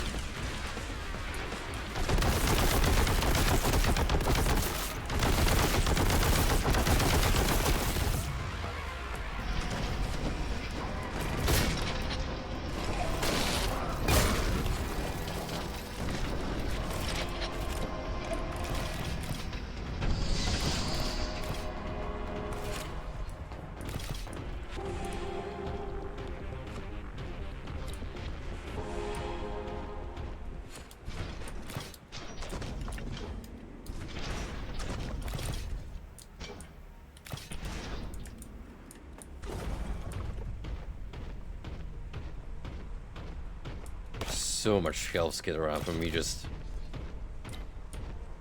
killing all these waves. That part, however, makes me a bit salty, because if you drop, you can't get back up, apparently. And I'm positively certain there might have been an item over there.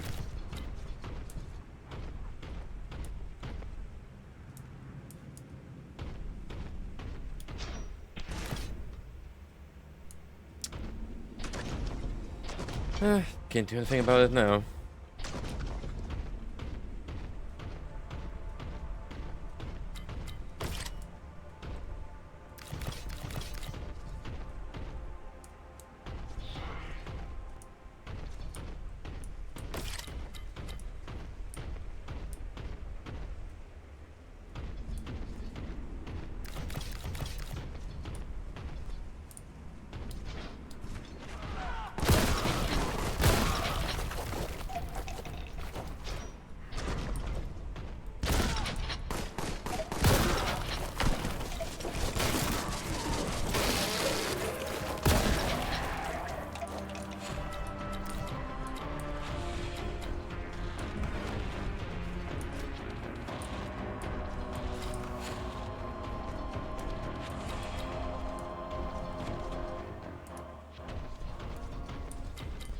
Very,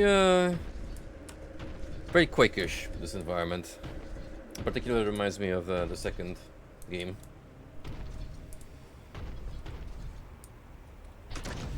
With an emphasis on the tech-based aspect.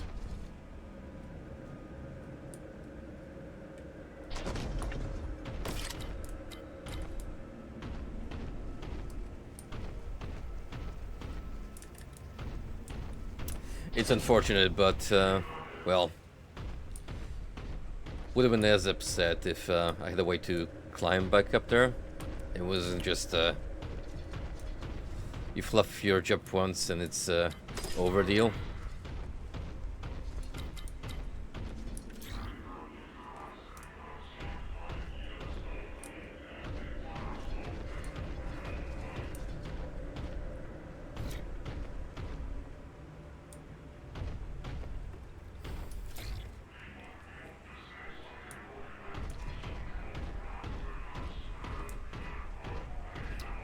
Seems like I'm heading through here someplace.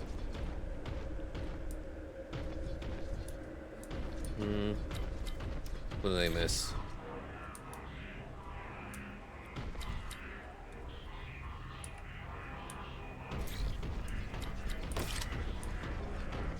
Something that way? Oh. Well.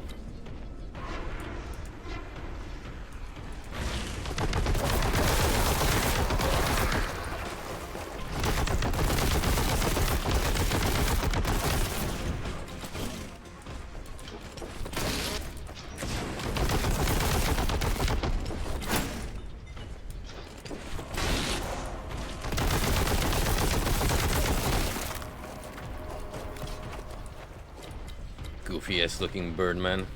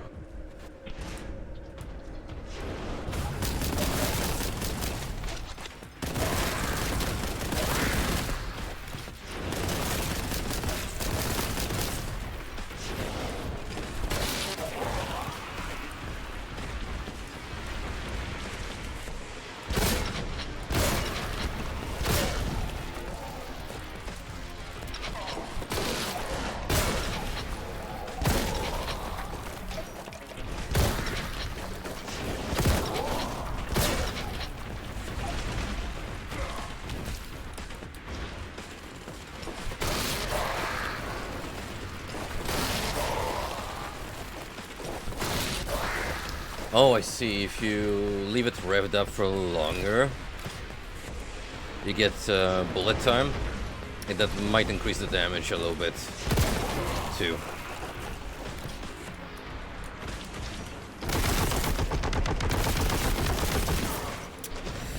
There are definitely signs here that someone competent, or at least knowledgeable when it comes to first-person shooters, worked in this style, because I see a lot of quality of life decisions made that just work in his favor.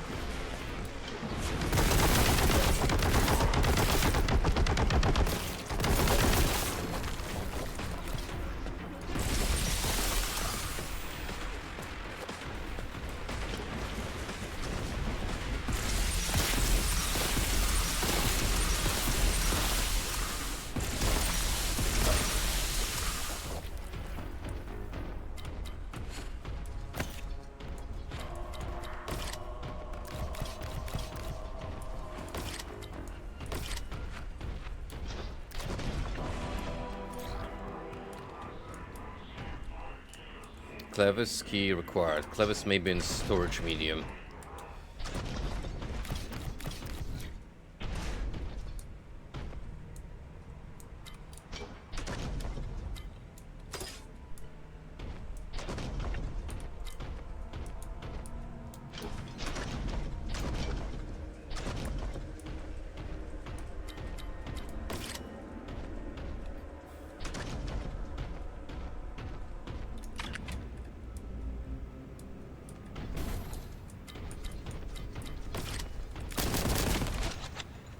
I actually got spooked by my own comrade here.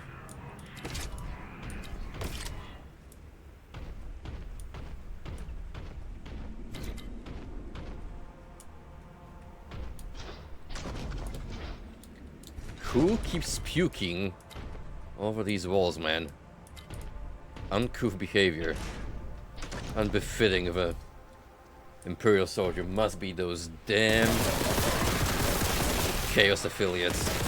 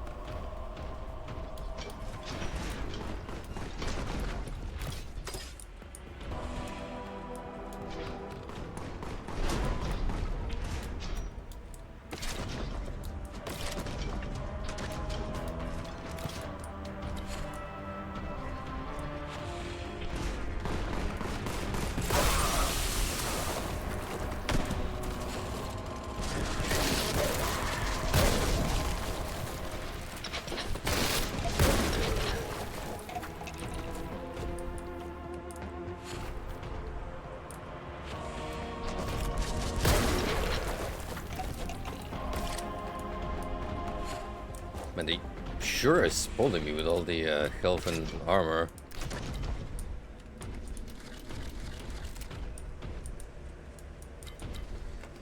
Well, better more than less.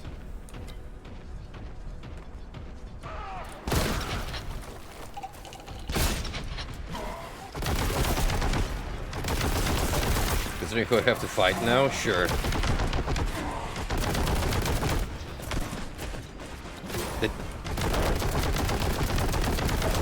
Did that guy level up?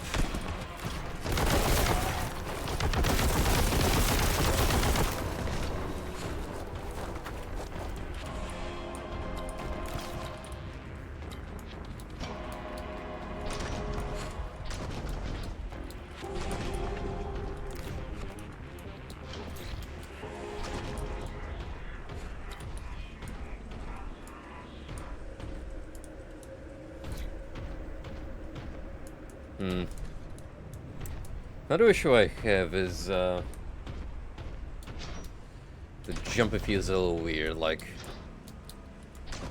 some of these I should be able to scale, but it's either not registering or there's some kind of delay. It's making it more troublesome than it should be.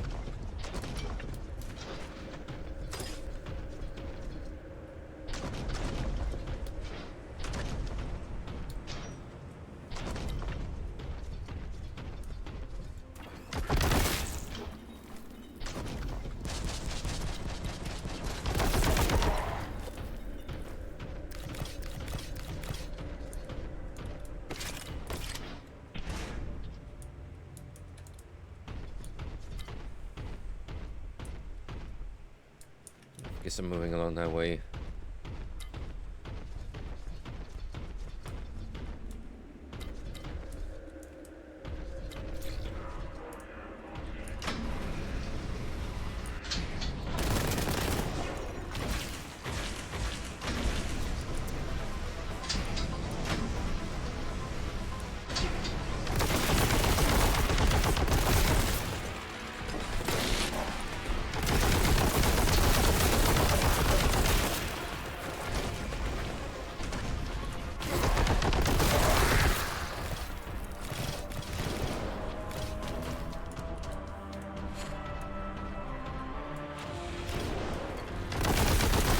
Only a true creature of darkness would just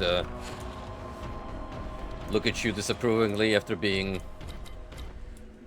jabbed with a revving chainsaw and shrug it off.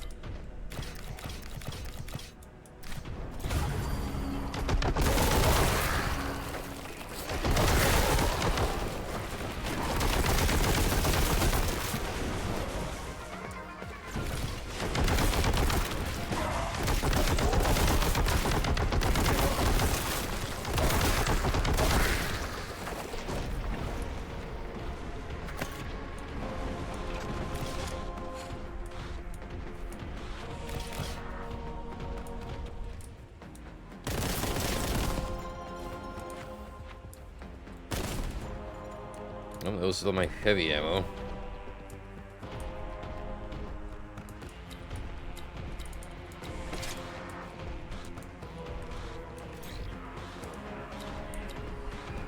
Could go that way, but also I could drop here where we have some extra pickups.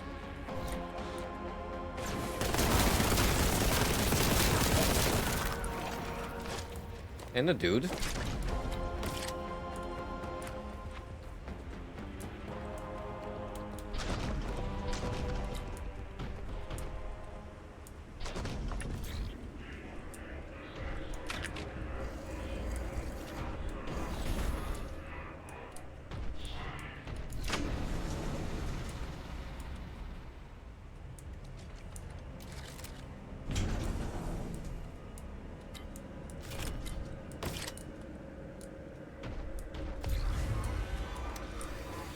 Here we go.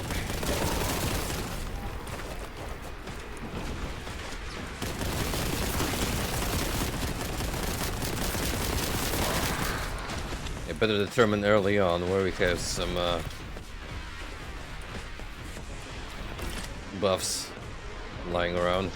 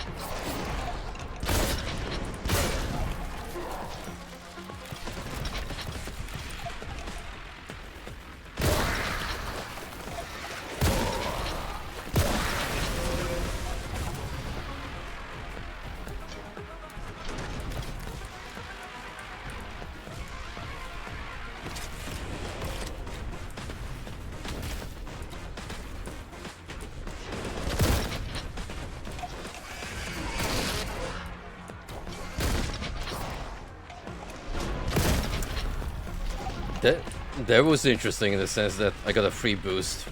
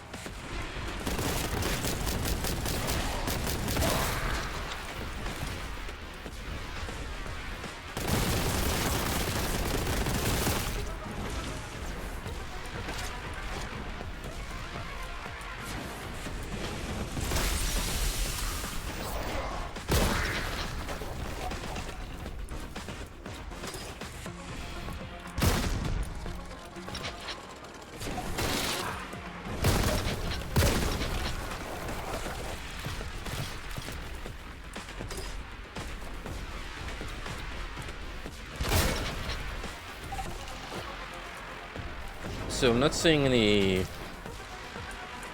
weapon slash character buffs, but I'm getting a lot of recovery, so that's decent as is.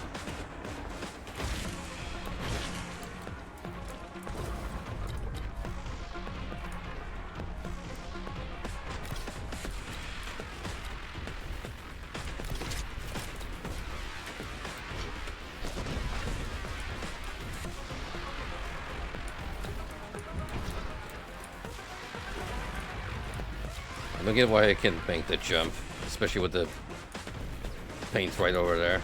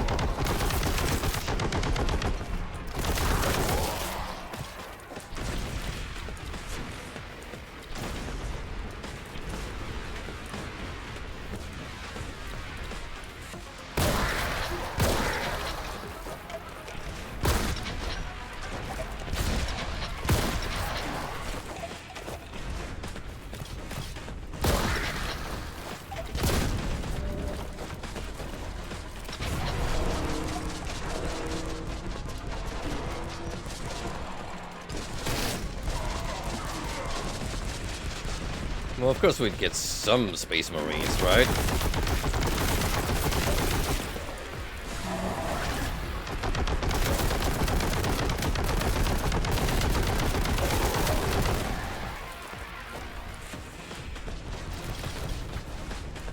Yeah, these douchebags get free revive, which is pretty concerning.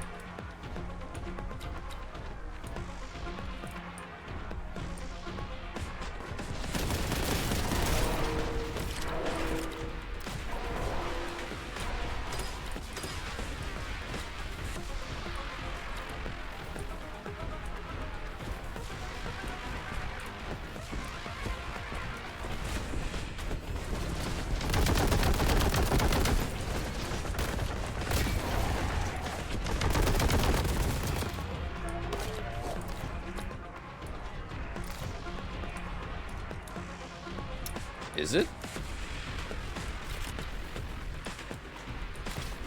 In truth, this didn't feel too intense. We had more throwaway enemies rather than tougher units this time around.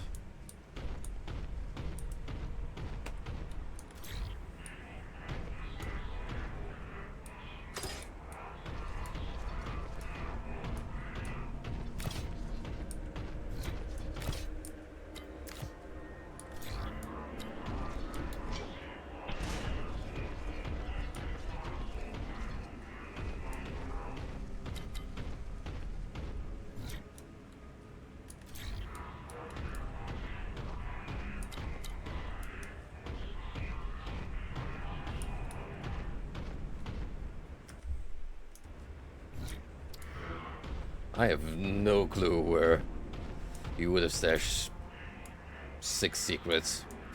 I want to say there's at least like 2 on this massive battlefield, but we've ran through quite a bit, and yet I haven't noticed a single one that could stand out. Unless they're really well hidden here.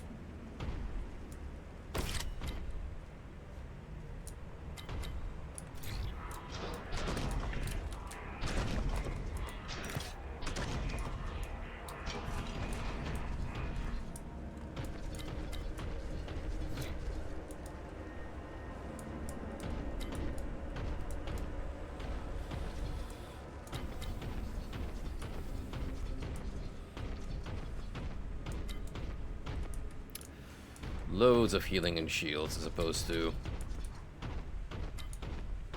firepower improvement.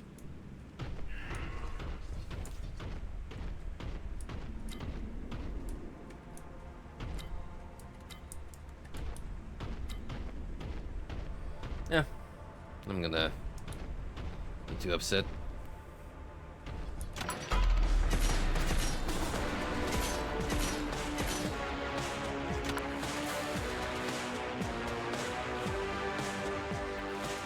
Forbidden knowledge. You're inside the bastion. Its corrupt owner has quite the archive here. Search the deepest recesses of this foul place for information on the fragment's whereabouts.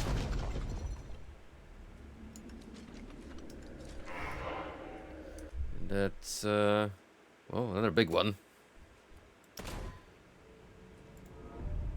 So just in case I'm gonna make a manual save here.